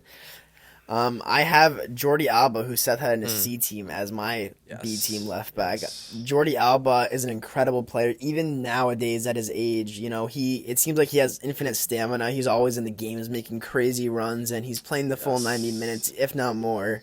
You can always rely on him. He always made crazy runs with the ball. He was a scary defender because he could defend and he could run, he could attack, he could do just about anything. He had a lot of assists as well. He was a very creative left back, assisting Messi and other Barcelona forwards multiple times. And yeah, just an amazing left back in my opinion. Yeah, no, I like that pick. Jordi Alba definitely deserves to be in these teams for sure. Onto the right back spot, and for me, this was tough, but because it's a decades team, he will be second instead of first. For me, it's without a question here.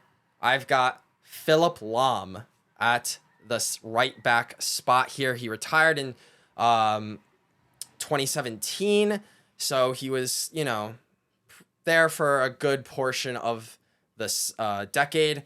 And yeah, I mean, this guy, honestly, I think he is better than my A team right back, but that's like all time. I think, but just for 2010s, I think the right back who I have in the A team definitely had a better 2010s. So that's why Philipp Lahm drops here.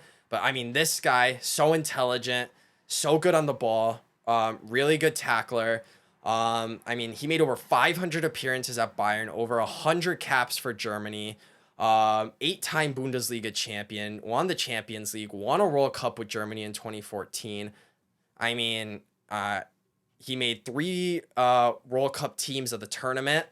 Like, this guy just had it all. Such a good right back, and definitely is deserving of the B team slot. I can't believe you had Philipp Lahm as your right back for your B team, because I did too. Yeah. Yeah. There we go. Yeah, Philipp Lahm was an amazing player with an amazing career, and I mean, you pretty much said it our all. first one that matched. Yeah. I think be. so. Philipp take it. Lahm B team was our first match. I have him right there as well. You said everything I need to say about him, so I appreciate that. Yeah. All right. Carry on. Alrighty. So, first center back here, for the B team. Definitely could spark some debate. It was very close, but making the B team center back spot was none other than the Spanish legend Gerard Piqué. So Piqué is gonna take the first center back spot. I mean, this guy is such a legend. He has made over 500 appearances for Barcelona. He's one of the best passing center backs like ever. So good, like on the ball. He's 6'4", he's tall, really good in the air. Like I said, he's really good in possession because he's really good with the ball. He was like just essential when Guardiola was at Barcelona. He was really good for their back line. And oh god, his accolades, he's just have so many accolades. He also has 100 caps with Spain.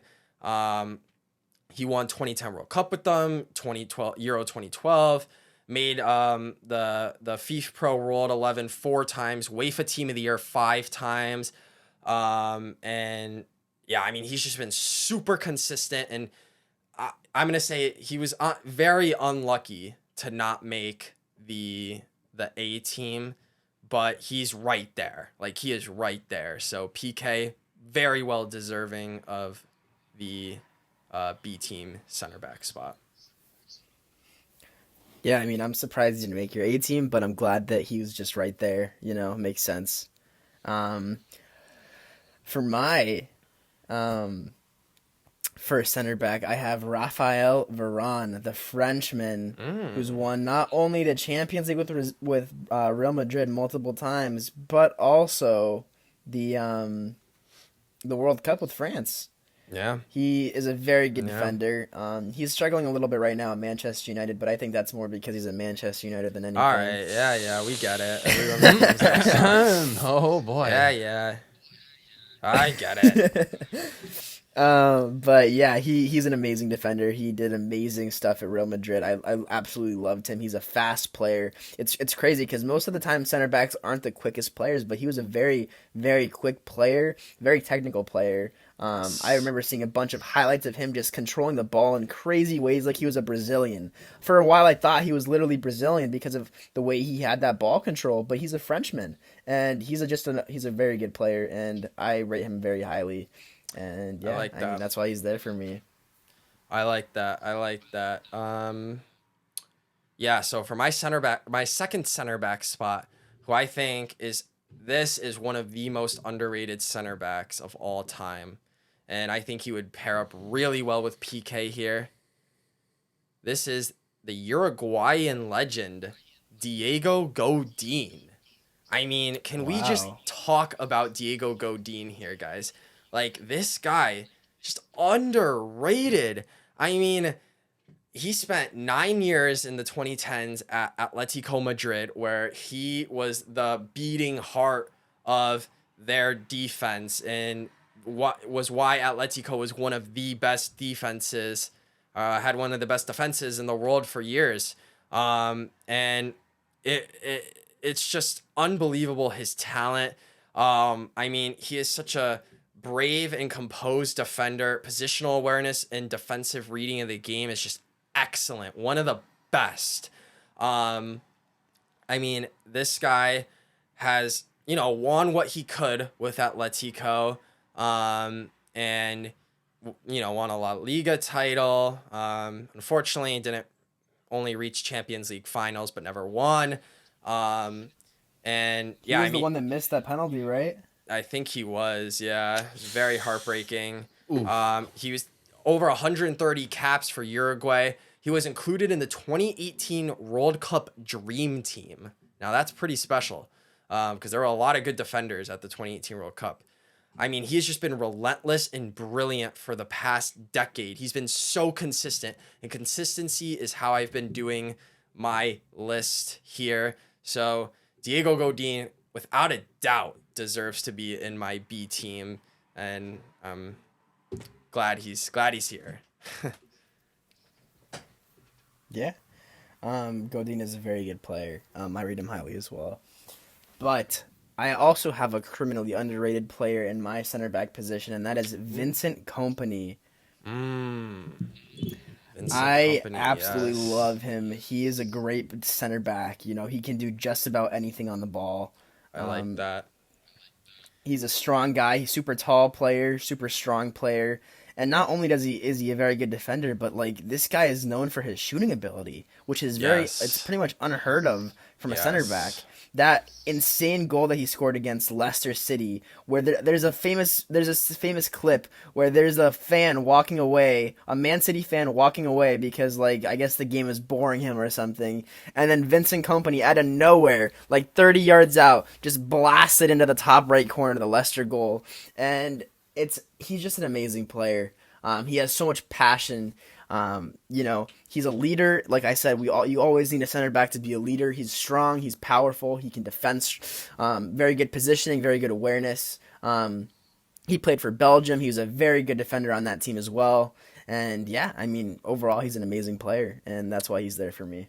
I like that. Yeah, I'm glad you had him because I'm not even gonna lie here. Vincent Company, so we have 6 center back spots, 2 for the A team, 2 for the B team, 2 for the C team. I'm not kidding you. Vincent Company was literally my number 7 when I was making my list. Like he just missed out. Like that's a great pick, man. I love Vincent Company. He was right there. I agreed on that.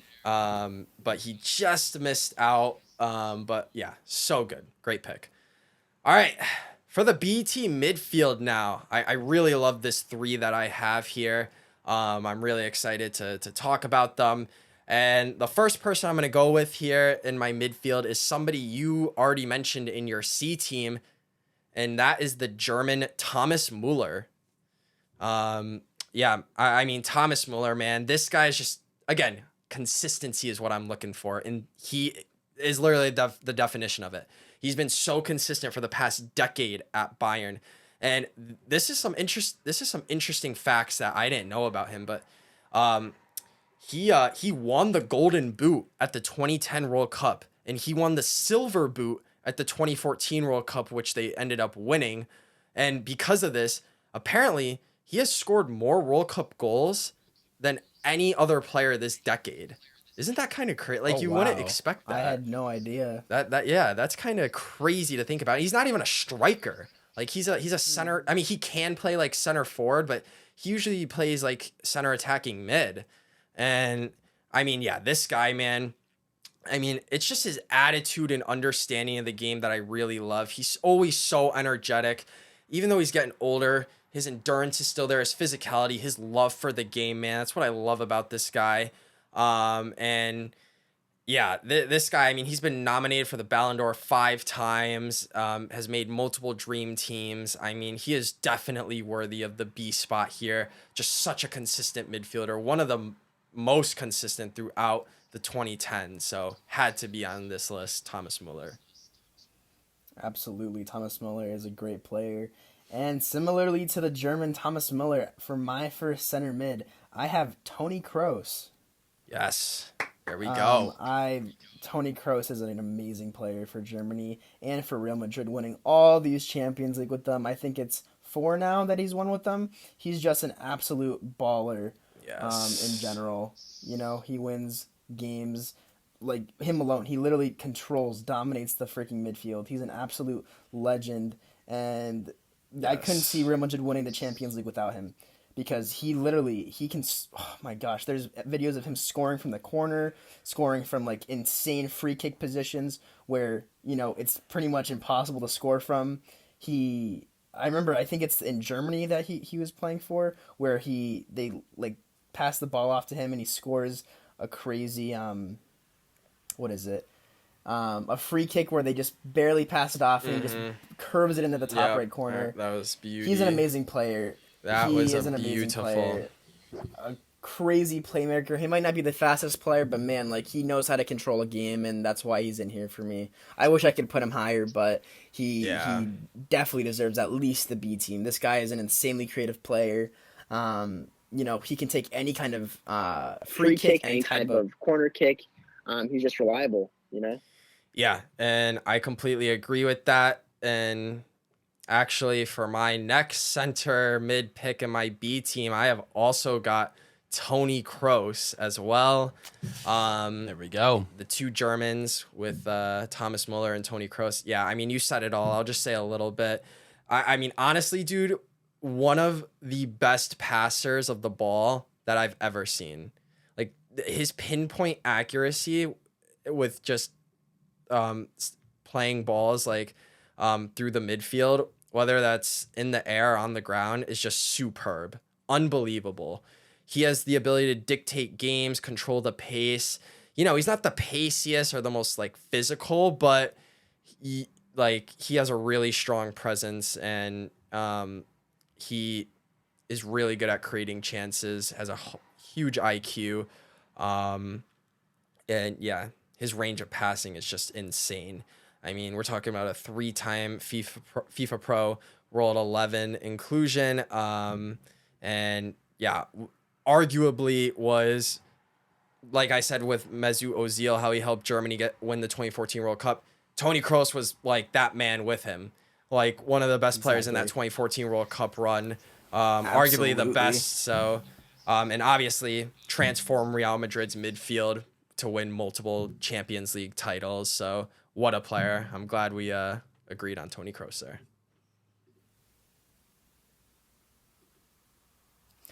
Oh right, I'm sorry. I just realized that was your second center mid as well. Oh boy, Simone is losing it here. No, the funny thing is that, as we mentioned before, you just brought his name up again, Mesut Ozil. He is my second pick. I For forgot you center said you were mid going to bring him again. back up again. He's an amazing player. I'm glad that you had him in your team. His chemistry with Toni Kroos is unmatched. He's an amazing player as well. One of the most creative players I've ever seen. If you just look up some of his highlights, like, he has eyes on the back of his head. This guy is different. I've never seen a player with such good ball awareness in my life, and that includes even Messi. Like, don't get me wrong, Messi was way more consistent in his career, but in that period of time with Ozil, he literally had eyes on the back of his head, and he knew where every single player was at any point in the game. Yeah. He's an amazing player. I love Mesut Ozil. He's just a crazy good baller to me, and he got extremely disrespected at Arsenal, in my opinion. But his first few years at Arsenal and at Real Madrid were unmatched, and at Germany as well. He's an amazing player, and he had to be at least in my B team as well. And he goes very well in hand with Toni Kroos. Yes, I like that pick. Yeah, so we both pretty much had Toni Kroos, and then we kind of just switched Ozil and Muller on our C and B teams, but that just shows how much we highly rate all three of those players. So Germany's these German wild. players, actually, it's that German blood.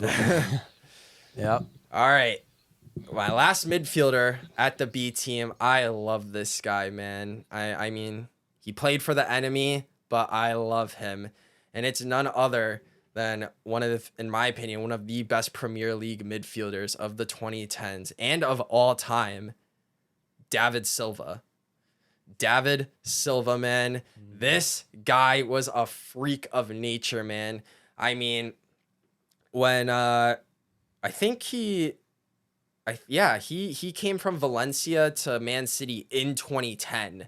So he was with Man City the whole decade, and man, this guy was just remarkable. He was so good at opening the opposition up and being able to create chances for players like Sergio Aguero.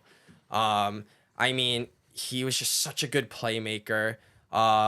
He just would drop in anywhere to pick up the ball and was so good technically. Really good energy and stamina, never quit. And he was just such a respectful player. Everybody loved David Silva. Like he just really was a respectful player on the field, off the field, and just an incredibly gifted player. This is somebody we're talking about that made more than 400 appearances for Man City. And he actually is Spain's third highest scorer, as he made about 125 caps for them, scoring 35 goals, which is pretty good for a midfielder. He's won 4 Premier League titles, World Cup, Euros. I mean, this guy is just undoubtedly deserves a spot here in the team. And yeah, what a player, what a midfielder, just an absolute maestro with the ball. Yeah, I mean, I was thinking about him too, and I just couldn't fit him into my team. He could have gone over Kevin De Bruyne in my C team, because he's an absolute legend as well. But good news is that I also have a Spaniard in my CDM spot, or my last midfield spot. So I have Sergio Busquets. Like you said, he's also the enemy. We were Real Madrid fans, but this guy, like, I was telling Seth earlier, I didn't used to think highly of him, but if you look at some of his gameplay, like, he's not the flashiest player. He doesn't score all of the goals, and Like, he doesn't really stand out if you just watch the game. But there's this one quote that I heard, and it's, if you watch the game, you won't see Busquets at all. But if you watch Busquets, you'll see the entire game. Because this guy completely controls the game, the flow of Barcelona. Like, he's such a crucial aspect to their team, and no one really believes that because, people see him on FIFA, he has like 40 pace, he's not the fastest player, he's not he doesn't have 5-star skills or anything, but he controls the game, and it's unbelievable how his positioning is. It's one of the best players I've seen because his positioning is impeccable. Like, he always is in the exact place he needs to be, and he can always deliver the ball. He hardly messes up. So what I mean by that is, like, he's very, like Seth said, he's very, very reliable, and he's very composed, and yeah, I mean, he can do just about anything and control the game, and that's why he deserves this B team spot for me. All right, I like that. Okay, moving on to the left wing position. So this hurt to not put this guy in the A team, but in my opinion, there is a left winger that is better than him, so he has to fall to the B team. And we are talking about Neymar here. I mean, Neymar, man, this guy, one of the best dribblers of the ball ever. One of the best skillers. He's so good at scoring goals, providing assists, just a really clever player. And his just flair and, I mean, whatever, his arrogance, I guess, just adds to the quality of his game. He's been so good for Brazil. He's about to pass Pele to have the all-time Brazil scoring record.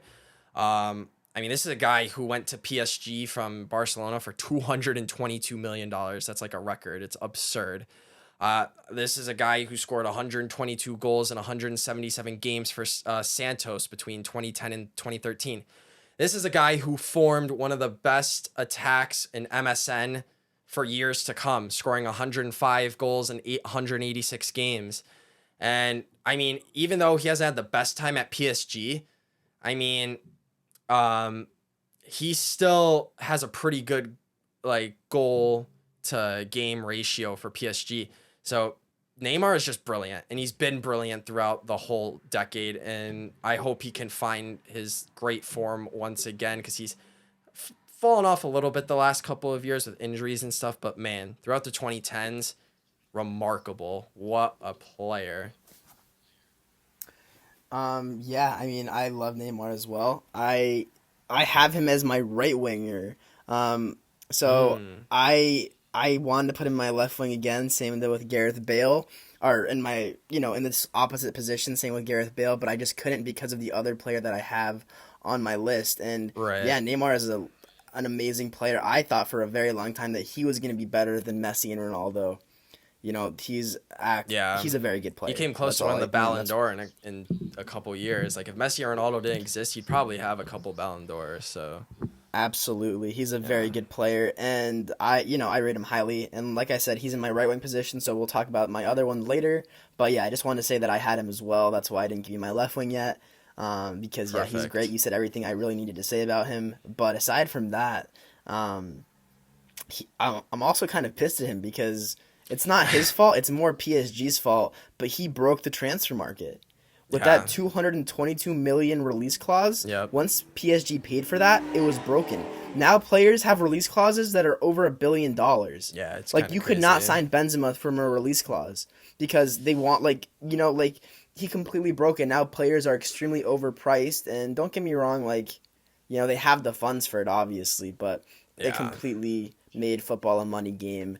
But aside from that, he's a very good player, and yeah, I mean, if we're talking about football itself, not the money involved with it, he's been very, very, very good for any team he's played on, even PSG, despite him not having the best time there. He's always consistent, pretty much no matter what, and one of the best skillers to ever do it, honestly. Yes. Yeah, I agree. All right, on to He's the definition of a Brazilian footballer. That's all I got to say. For sure. All right, on to my right wing position. Again, this is somebody, Simone, that you had in your C team. And this is Ian Robin. I mean, this guy, just truly remarkable. Won't talk about him too much, but man, he just has done so much for Bayern in the Netherlands, scoring 144 goals in 309 games for Bayern. I mean, this is a guy who just narrowly missed out on World Cup glory in 2010. And he's made the 2014 World Cup Dream Team. He's just so good at that right wing spot. Just so deadly. And yeah, I mean, this guy has done it all at the right wing spot and was really good throughout the 2010s. I mean, he destroyed teams single-handedly on that right flank. And yeah, he definitely deserves to make this team for sure. Absolutely. I highly rate Robin too. He's an amazing player. That's why I had him in my C team. But I mean, I'm also bringing up a player that you had in your C team as well, and that is the likes of Eden Hazard on the left wing. I could not put him any lower than the B team because in my mind he had one of the best primes I've ever seen in my entire life. Yeah, he did. He did. I've been a Chelsea fan for a very long time, since before Hazard was on that team, and as soon as he came there and he made an instant impact. He's running through teams like Liverpool, Arsenal, he's running through all the big six teams like it's nothing. Like he's playing on in his schoolyard, he's an absolute legend, and I know that he kind of fell off at Real Madrid due to injuries and other factors, but that prime he had, even though it wasn't for too long, it was a good few years, and that alone deserves a B team for me because he was one of the scariest players in the prime ever. He could dribble through at least 6 players. An amazing player that could create something out of nothing. He was a true magician. Yeah, no, I like that. I like that pick a lot for sure. All right, for the striker spot on my B team. This is the striker that you had, Simone, on your C team, and that is Luis Suarez. I mean, yeah, you've already said what you had to say about him. But I mean, this guy's just a goal scorer. I mean, he started the decade with Ajax, scoring 49 goals in 47 games. Unbelievable. He joined MSN and was just unstoppable. He also had his period with Liverpool as well, where he looked really good for Liverpool, spending a couple seasons there. And yeah, I mean, he's just done so much throughout the decade. He's been consistently a strong striker, and he's somebody you could look to score goals. He has so many accomplishments, so many trophies. And yeah, he scored close to 200 goals in less than 300 games for Barca. I mean, this guy just truly embodied Barcelona as one of their best strikers ever when he was there, and it was just hard to keep him off this list. So Luis Suarez gets my B team striker spot. Yeah, I love to hear that. I mean, like I said earlier, my C team and my B team strikers, they're literally there's hardly any difference to them, and they can easily be switched out with one or the other. But yeah, for my B team striker, I have Robert Lewandowski, your Polish brother.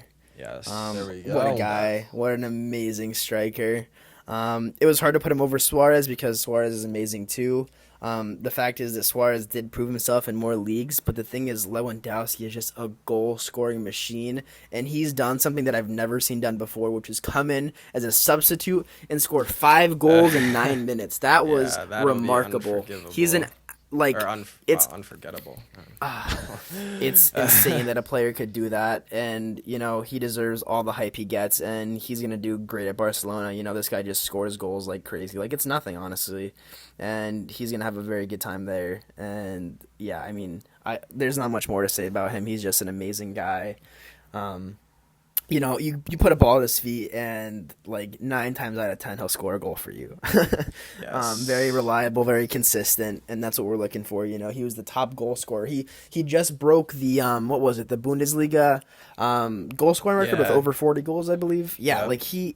it's it's pretty much unheard of. The only two other players that have ever done something like that are Messi and Ronaldo, and just an amazing player in general. Yes, for sure. All right. I like that. Very solid B team. Now let's finish strong, guys. We're going to get to your A team right away. So, all right, this is the cream of the crop. Seth, let's start with your A team goalkeeper for the 2010 to 2020 or 2019 decade. Yes. 11. Yeah, so I was a little surprised to hear that you had this keeper on your B team, but I'm pretty sure I think I know who you're putting at your A team, but I could be wrong. You never know. But yeah, my goalkeeper, I didn't think it was a question, but it's Manuel Neuer. I mean, this guy has just been honestly the best goalkeeper between 2010 and 2020 for the whole decade. You know, there's been periods where, other keepers have been better, but in terms of that whole decade, he has consistently been the best. So good for Bayern Munich. So good for Germany. I mean, this is a guy who is consistently getting the nod over Ter Stegen, who is regarded as one of the best keepers of the decade as well. Limiting Ter Stegen to barely like 20 caps with Germany because Neuer is always playing for them. But he just has, the amount of clean sheets this guy keeps and the amount of crazy acrobatic saves. And really good penalty kick saver as well. I mean, this guy, especially during the 2014 World Cup, won the Golden Glove at the finals. Just sharp reflexes, really good on the ground. And yeah, just an unbelievable talent, Manuel Neuer is, and easily deserved my A-team spot in the all-decade team. Yeah, I mean, regarding the entire decade, I have to agree with you. That's why I had him in my B team. Neuer is an amazing goalkeeper and overall just absolutely legendary. But I cannot not put this guy in here, and that is Iker Casillas. Casillas has to be one of my favorite goalkeepers. Oh shoot! Okay. Who do you think I had? For some reason I thought you were gonna put Jan Oblak. I don't know why. I just thought that was like the way you were going with your team. I just thought that was gonna maybe be your choice, but no, okay. Yeah, no, I mean, don't get me wrong. I rate Jan Oblak very highly. I rate Thibaut Courtois very highly, and it was hard not to include them in this list, especially after this year for Courtois. But yeah, I mean, I had to put Casillas in there. I know he left halfway through the decade. He left in 2015. Yeah. But that's why I mean, didn't hey, have him, the first. Yeah. Yeah, but I mean, those 5 years at Real Madrid and Spain, you know, he won the 2010 World Cup with them. He made some heroic saves. One of the best keepers in the entire world. I think he was very high up on my world goalkeeper list. I think he might have even been first, actually.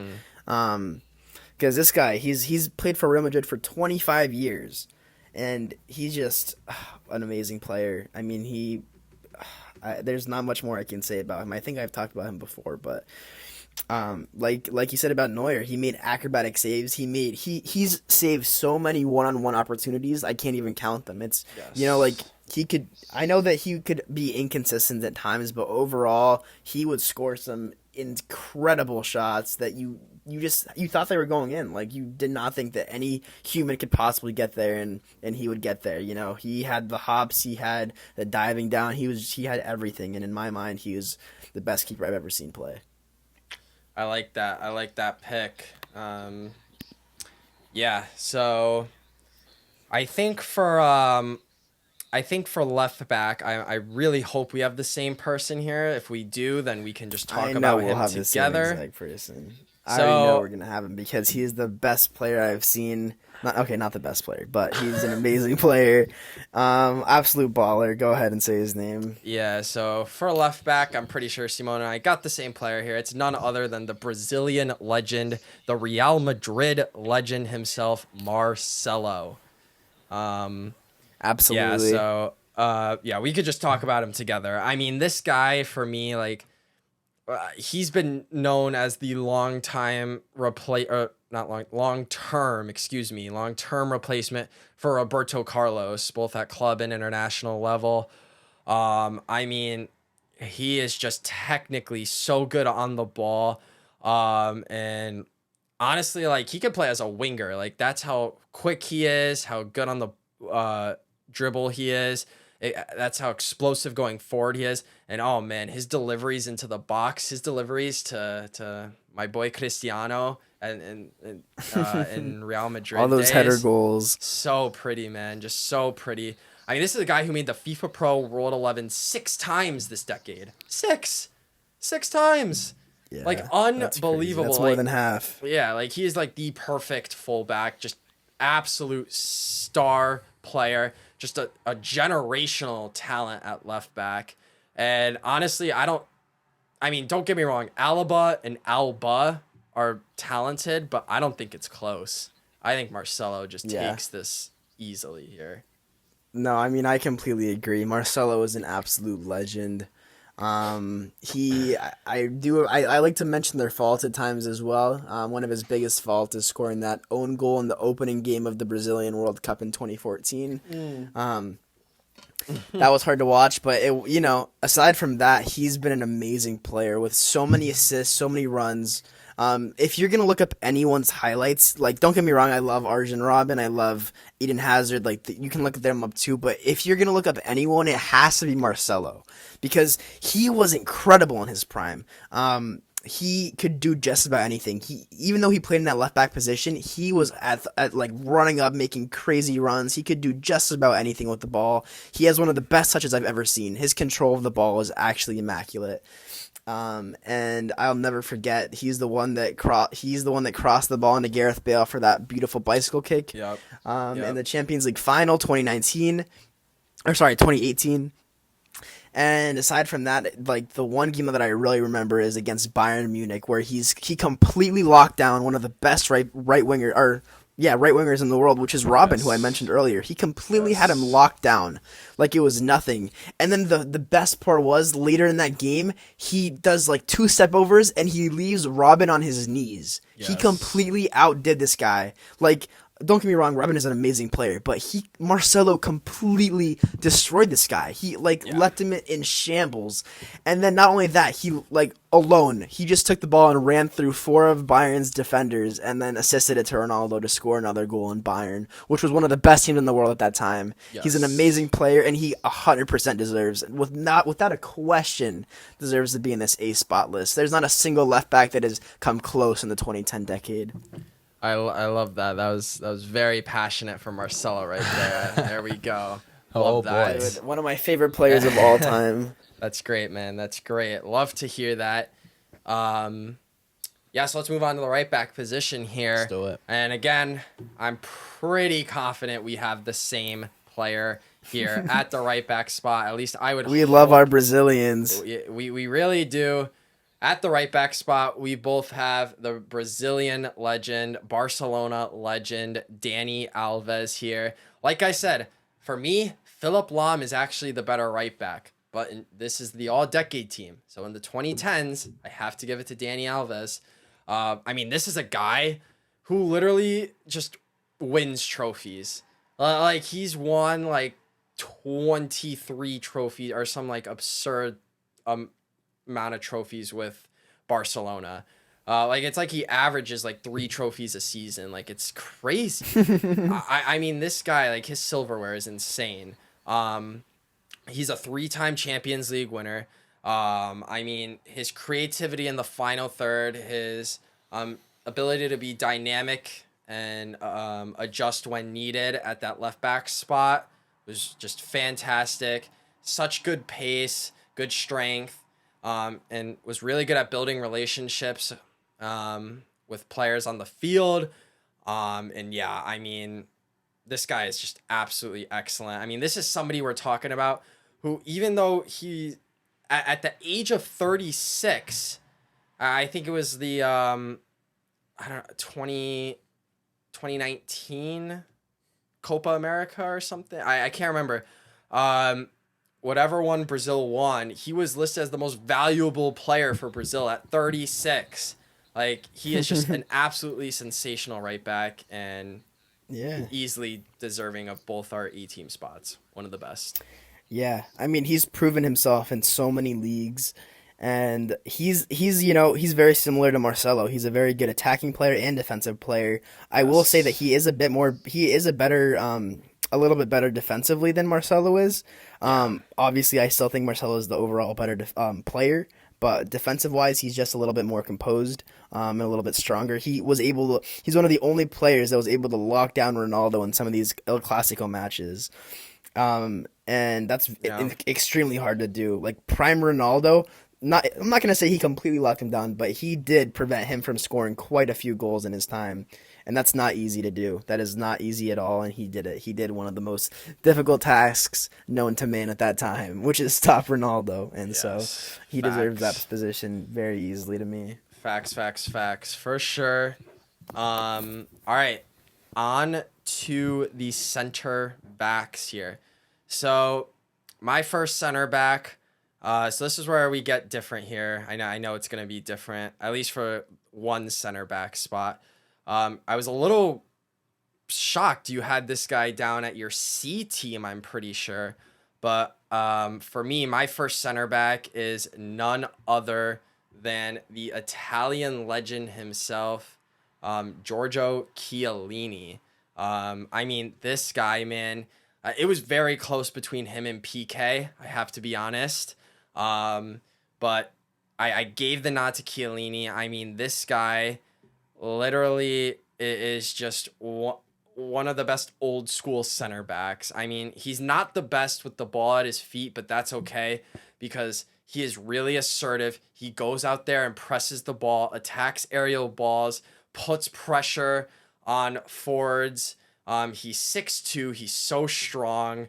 And he is just a defender. Like he may not have the best ball skills, but he is a defender. Like you are not getting past Chiellini in his prime in the 2010s. And I mean, he just represented Juventus in Italy in such a great way over the years. And he, to me, was one of the most defensively sound players of the decade. And for me, it, again, like I said, very close with PK, but he just gets the nod for me in the A team here.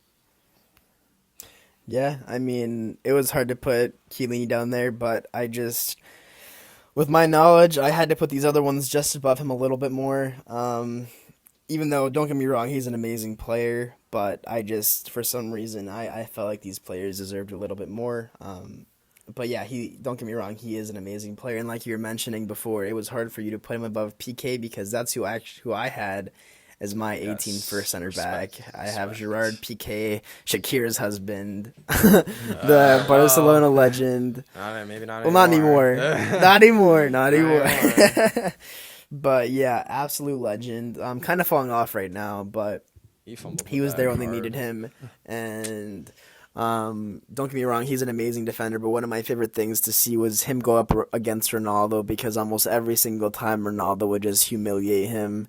That was one of the best things ever watching El Clasico. Yeah. But aside from that, he's an amazing defender, very solid, very valuable to Barcelona's team. And yeah, he was a reliable player. And you said enough about him earlier. So yeah, I mean, he deserves that A spot for me. Yes, I like that. And just going off that, I am pretty confident we both have the same second center back, I would hope. Really We would love hope. our Spaniards. All right, good. Yes. So, for both our center backs, our second center back spots, we have got the Spanish legend, the Real Madrid legend, Sergio Ramos. I mean, like this guy, man. What can you say about him? He would kill you in that field. This guy would absolutely know. kill you if you looked at him funny. And like this guy is just so quick, so strong. He was just a great athlete. That's what made him such a good defender. Absolutely. Like such a good athlete. And you know what's crazy? He is one of the best scoring center backs of all time because he scored over 100 goals in his career. Like easily. Wow. I think he's closing in on like 150 maybe or something like that for a center back. It's not Like bad. that is crazy. But yeah, such a good tackler, such a good, so good in the air. He's actually really good at penalty kicks for some reason. Like he takes a lot of penalties. Exactly. Yeah, he's won 2010 World Cup, Euro 2012. He also won Euro 2008 with Spain as well. I mean, you know, Ramos gets into his fair share of heated fights like Pepe and gets his fair share of red cards as well, but you can't deny the competitor and the greatness of him and just a natural born leader on that pitch. Sergio Ramos, without a doubt, makes both our A teams here. Yeah, I mean, there's not much more to say. This guy Yeah. is an absolute leader, like you said. He was known for getting those red cards like Pepe, but he was just a little bit more composed. And he was one of the one guy like his rivalry with Messi was just amazing. Like you'd love to watch El Clasico, not only because of Ronaldo versus Messi, but you would see Ramos' physicality with Messi. You know, like these guys were insanely aggressive with each other, and that was one of the best rivalries to ever exist, in my opinion, Yes. or at least in our time. And yeah, I mean, he deserves that spot 100%. There's not a single defender that's going over him. Yeah, I like that. All right, on to the midfield now. Let's get it. Here we go. We got 6 positions left. So, for my first center mid position, I've got somebody that Simone actually mentioned in his B team, who I think personally is one of the most consistent players of the 2010s, and I don't think it's close. I mean, this guy has been doing it all for the whole decade for the same team and is the best center defensive mid in that era. And it's Sergio Busquets, man. This guy, I mean, Simone, when you talked about him, what you said was perfect. You put it perfect. So I'm not going to spend too much time on him. But him, Xavi, and Iniesta formed the best midfield trio of arguably all time. Like, and especially with Pep coaching them, I mean, it was just a masterpiece. But that's the thing. Everybody forgot about Busquets. Everyone was like, oh yeah, Xavi, Iniesta, like, yeah. Well, what about Busquets, man? He doesn't get any credit. The poor man. I mean, he is just so efficient. He's so good, like, just, like, dictating the game, the pace of the game. He has such a good, like, awareness of the pitch, what's going on at all times. And he's just, like, a master like knowing what he's going to do with the ball before it even gets to him. Like he's probably 2 steps ahead of you, like before you even get the ball. I mean, and yeah, of course he's a center defensive mid, so he likes to drop into possession and pick up balls more, which maybe makes him less noticeable. But man, he is he's not great technically on the ball, but he's so good with just his 1-2 touches, just getting the ball out quickly because he knows what pass he wants to make.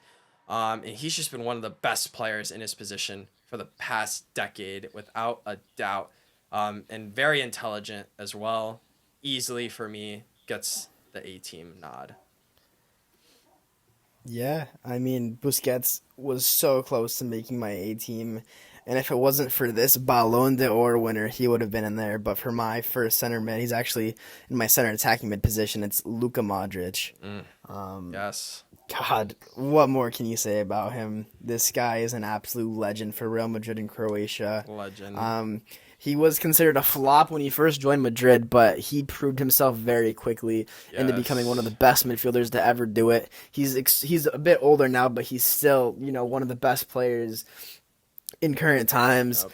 And I mean, his valiant performances for Croatia during the 2018 World Cup just proves why he deserves this spot. So good. An amazing player for Real Madrid, and he was one of the most creative players I've seen in a while, especially coming from Croatia. Because don't get me wrong, Croatians have an amazing team, but like this guy, he was just different. Like he could create. Like I said about Ozil, he wasn't as I guess aware as Ozil was, but to a sense, he kind of was because he didn't have the crazy vision that Ozil did, but he still, don't get me wrong, he still had some very good vision, and the thing that he did a lot better than Ozil was scoring goals. Yes, Like this guy could yes. finish just about anything. And he's Yes. shooting from outside the halfway line, or not halfway line, the 18, and just scoring absolute bangers. And you know he So he was good. essential to Real Madrid's wins of the So Champions League in previous years. An amazing player that definitely deserves a spot for me. Yeah, for sure. I mean, I'll just go right into it. He is my next midfielder as well, Luka Modric. I mean, you guys know how much I love Luka Modric. I'm always talking about this guy. Literally, I call him the magician because that's what he is on the ball. Just a freaking magician, man. Like, you just need to watch Luka Modric highlights, clips. It's so beautiful. It's some of the most beautiful soccer, like, ever played. And yeah, his 2018 was remarkable. Just leading Croatia to the finals there. Very unlucky not to win. Won the Ballon d'Or. He's made the FIFA Pro World 11 5 times since 2010. He's been named La Liga Midfielder of the Year, he's been UEFA Team of the Year as well. I mean, he is just such a good creative midfielder. Just insane. Just a magician. Just knows where to go with the ball at all times. Really good at keeping the ball. And is just super, super energetic and full of passion. He takes his role in midfield really seriously. And even though he's 37 to this day, still one of the best in the world. What a player, Luka Modric. Yeah, I mean, what else is there to say about that absolute legend? Yes, sir. All right. Well, my next player, I'm kind of surprised that Seth isn't gonna have this duo in there. I mean, everyone should know who I'm about to mention by saying duo. But my first player that I have is Xavi from FC Barcelona, and that you pretty much know who I'm gonna have next. But Yes. yeah, absolute legend. Similar to Modric and just a magician. You know, this guy was one of the most technically gifted players in the sense that not technically, but just he had the most insane vision, and he Right. could dribble, he could pass, he was a king of passing, and he was crucial to Barcelona's tiki-taka development. You know, he helped them with that fast play the ball and getting it from player to player, just completely overwhelming the opposition, and just an amazing player. And Yes. you know, we're kind of seeing his reincarnation with Gavi and Pedri. You know, like Yep. an amazing player, Yes. absolutely amazing. Yeah, so I will say for my third and final spot, I do have Andreas Iniesta. But you may all be asking, oh, where's Xavi? You don't even have Xavi in any of your teams. Please, do not get me wrong. Xavi is one of the best midfielders of all time. I mean, an absolute generational talent. But we need to remember how I'm doing my list. I am doing players that have been consistently good from 2010 to 2020. And Xavi stopped playing at the highest level in 2015. So Xavi only was around for half the decade, which is why he doesn't make my teams. I'm not saying he's not a good midfielder by not having him in my teams. I just want to make that clear. I'm just saying he only played half the decade, where Iniesta, for the other hand, retired in 2018. So he played a few more years than Xavi, which makes him more eligible for my list. So I just want to make that clear to everybody that's like, oh, why is Xavi not in your list? I know how good he is. I understand. I've told you guys how I'm constructing my list, and he doesn't fit the criteria. That is simply all. So, for both our midfielders, I know we both have Iniesta. We could talk about him together, but yeah, I mean, just simply one of the best. Like, honestly, just so good. Technically and tactically, he's just an amazing player. So good on the ball, vision, passing, being able to keep possession. Everything about him is just superb. I mean, his ability to create passes in small spaces, which is really what formed the Tiki Taka, is just brilliant. It was just absolutely majestic to see. And yeah, this is the guy who made the FIFA Pro World 11 8 times during the 2010s. 8 times, man. Crazy. Literally every year until he retired. Literally. And yeah, I mean, this is a guy who made top 4 of Ballon d'Or voting 3 times. And yeah, won a World Cup, won a Euros. Like, he's done it all. Absolute legend. Easily deserves to be in the 2010s all decade team. So yeah, Iniesta. Yeah, Without a I mean, doubt. he's an insane dribbler. He is an absolute beauty to watch as well. And I know that we both had different approaches to this, but in my mind, Javi retired in 2015, and like I did with Casillas, that's the same period of time. So I had to add them both, and this duo was something else. No disrespect to Xavi, but yeah. Yep. Yeah, and I mean, Iniesta though, an amazing player. He was.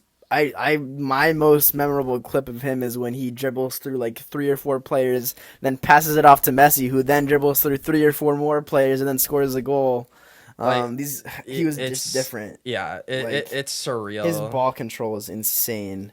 Like you just please. I know I keep telling you guys to go look up these highlights, but I'm telling you, look up Barcelona Tiki Taka clips. I guarantee you Iniesta is in the middle of those of like a majority of those Tiki Taka clips. Like, I mean, just crazy.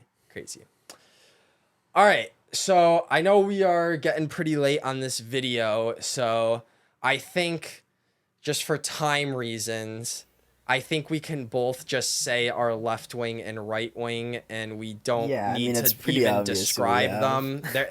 Their name speaks for themselves. So for both our left wings, we've got Cristiano Ronaldo, of course, the Portuguese legend, and then I had Vinicius. Okay. I'm just kidding. And for both our right wings, we have Lionel Messi from Argentina. I mean, yeah, I'm not even going to talk about him. We're going to go to our striker right now, but there's no explanation. All you got to say is that they're the GOATs. They are best players of art. That's all you need to say. You know, no one else. You can't not have them in your list. That's all you need to say. Yeah, you can't. Like their names speak for themselves. Like, that's simple. That's it. And yeah. Okay, so the striker spot should be interesting. I think I know who you're going with, but I could be wrong. I would be shocked if it's I'd like to hear you thinking. Yeah. I'd like to hear your pick first, and then I want to know what you think mine is. All right. So my pick is, I believe you had him on your B team, but my Polish brother-in, Robert Lewandowski. Hey, let's get it. Yeah, I mean, it was really close between Suarez and Lewandowski for me, honestly. But Lewandowski gets the nod. I mean, he is just a prolific striker, a great goal scorer, and he has been at the highest of levels since 2010 and is still at the highest of levels, whether that was for Dortmund or especially Bayern.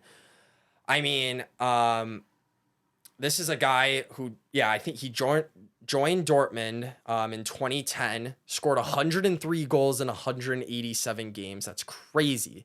And then he went on a free transfer to Bayern Munich, where he scored like 220 goals in 265 games. I mean, he's scored more now. This is a little bit of an older article that I'm reading about him. But yeah, I mean, he's also Poland's all-time leading scorer, easily their best player of all time. He's just he's a really big, strong number 9, elegant on the ball, and is just one, in my opinion, the most devastating player in front of goal. Like, he will 9 times out of 10 score in front of goal. And yeah, just one of the most assured finishers of the 2010s.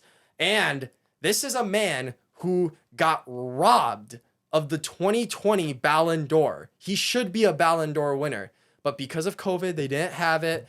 Even Messi, Lionel Messi has come out and said that France football should go back and reward Robert Lewandowski his Ballon d'Or in 2020. So this should be a Ballon d'Or striker right here that we're living with. But it's stupidly not, because he had literally one of the best ever campaigns. But whatever, I'll get past it. But Lewandowski is my choice for 18. It's probably he probably had such a good career because everyone else had COVID. I'm just kidding. Oh boy. All right, yes. yeah, I'd like to hear who you think my striker is. All right, yeah. So I am pretty confident that because, you said Sergio Aguero didn't make your team, so it's not him. You already had Suarez and you already had Robert Lewandowski, and I know you like this player a lot, so I'm going with Karim Benzema. Interesting. Yeah, I mean, don't get me wrong, Benzema's a great player, but Ooh. he's really popped Or- off like in the recent years. Or- and back in the days when he was on with Ronaldo and Bale, you know, he was kind of like the third man. Like the highlight was really on Ronaldo and Bale, not really on Benzema. So if we were doing current strikers, he definitely would have been one of them. But Ooh, okay, it is not him, I have another guess unfortunately. then. I have another guess. All right. Okay, I am shocked. I really thought you were gonna go Benzema. Okay, but no, I'm glad we agree that Lewandowski and Suarez are better than him. So that makes me happy. Are you going with Zlatan Ibrahimovic? I am indeed. Ooh, okay. I was like, if it wasn't him, Ibrahimovic. I don't know who it would have been.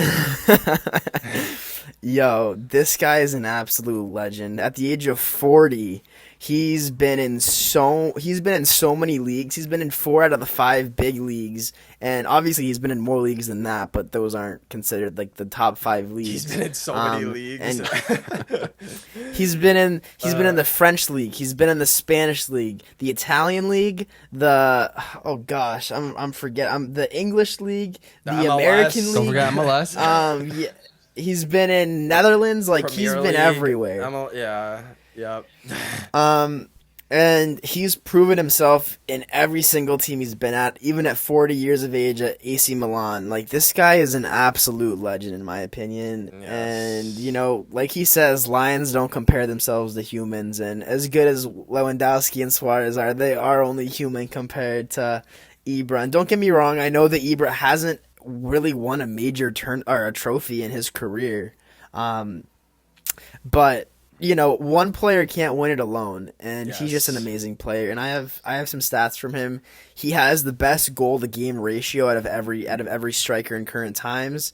He has 397 games played with 290 goals, which is a .73 goal to game ratio, which surprisingly is actually 0.01 over Lewandowski, who has a 0.72 goal to game ratio. So he just beats him out on that.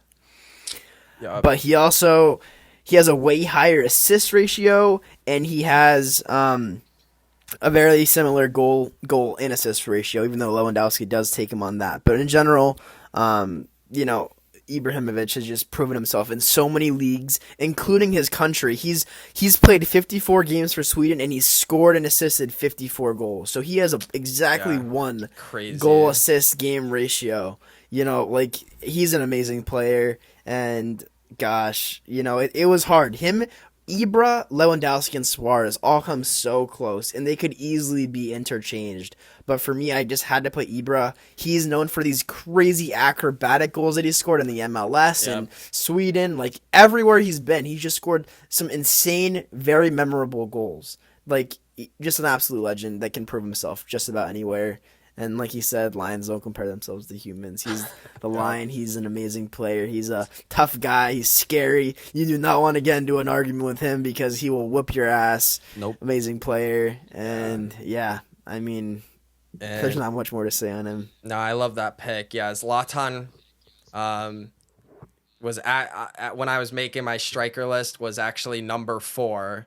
So he just missed out behind Lewandowski, Suarez, and Aguero. But yeah, he's right there for sure. What an absolute player he is. So yeah, awesome. All right. Well, there we go. Wish we had more time to deliberate, but I think that'll do it for our all decade 11, our A team, our B team, and our C team. You got 2 weeks worth of transfer news updates for you guys, and we promise we will be back next week with episode 10. We got to do something fun for episode 10. We do. Of the do, S2 yeah. Strikers We'll of get a the banger in, Squad no Goals worries. podcast. But thank you for listening to episode 9. Seth and Simone, they're your co-stars of the podcast, and I'm your host, Gabe Walersiak. Thank you guys for listening to this week's episode of the Squad Goals. Do you agree with their choices? Comment down below and subscribe to the S2 Strikers channel. We will see you guys next week. Peace. Peace.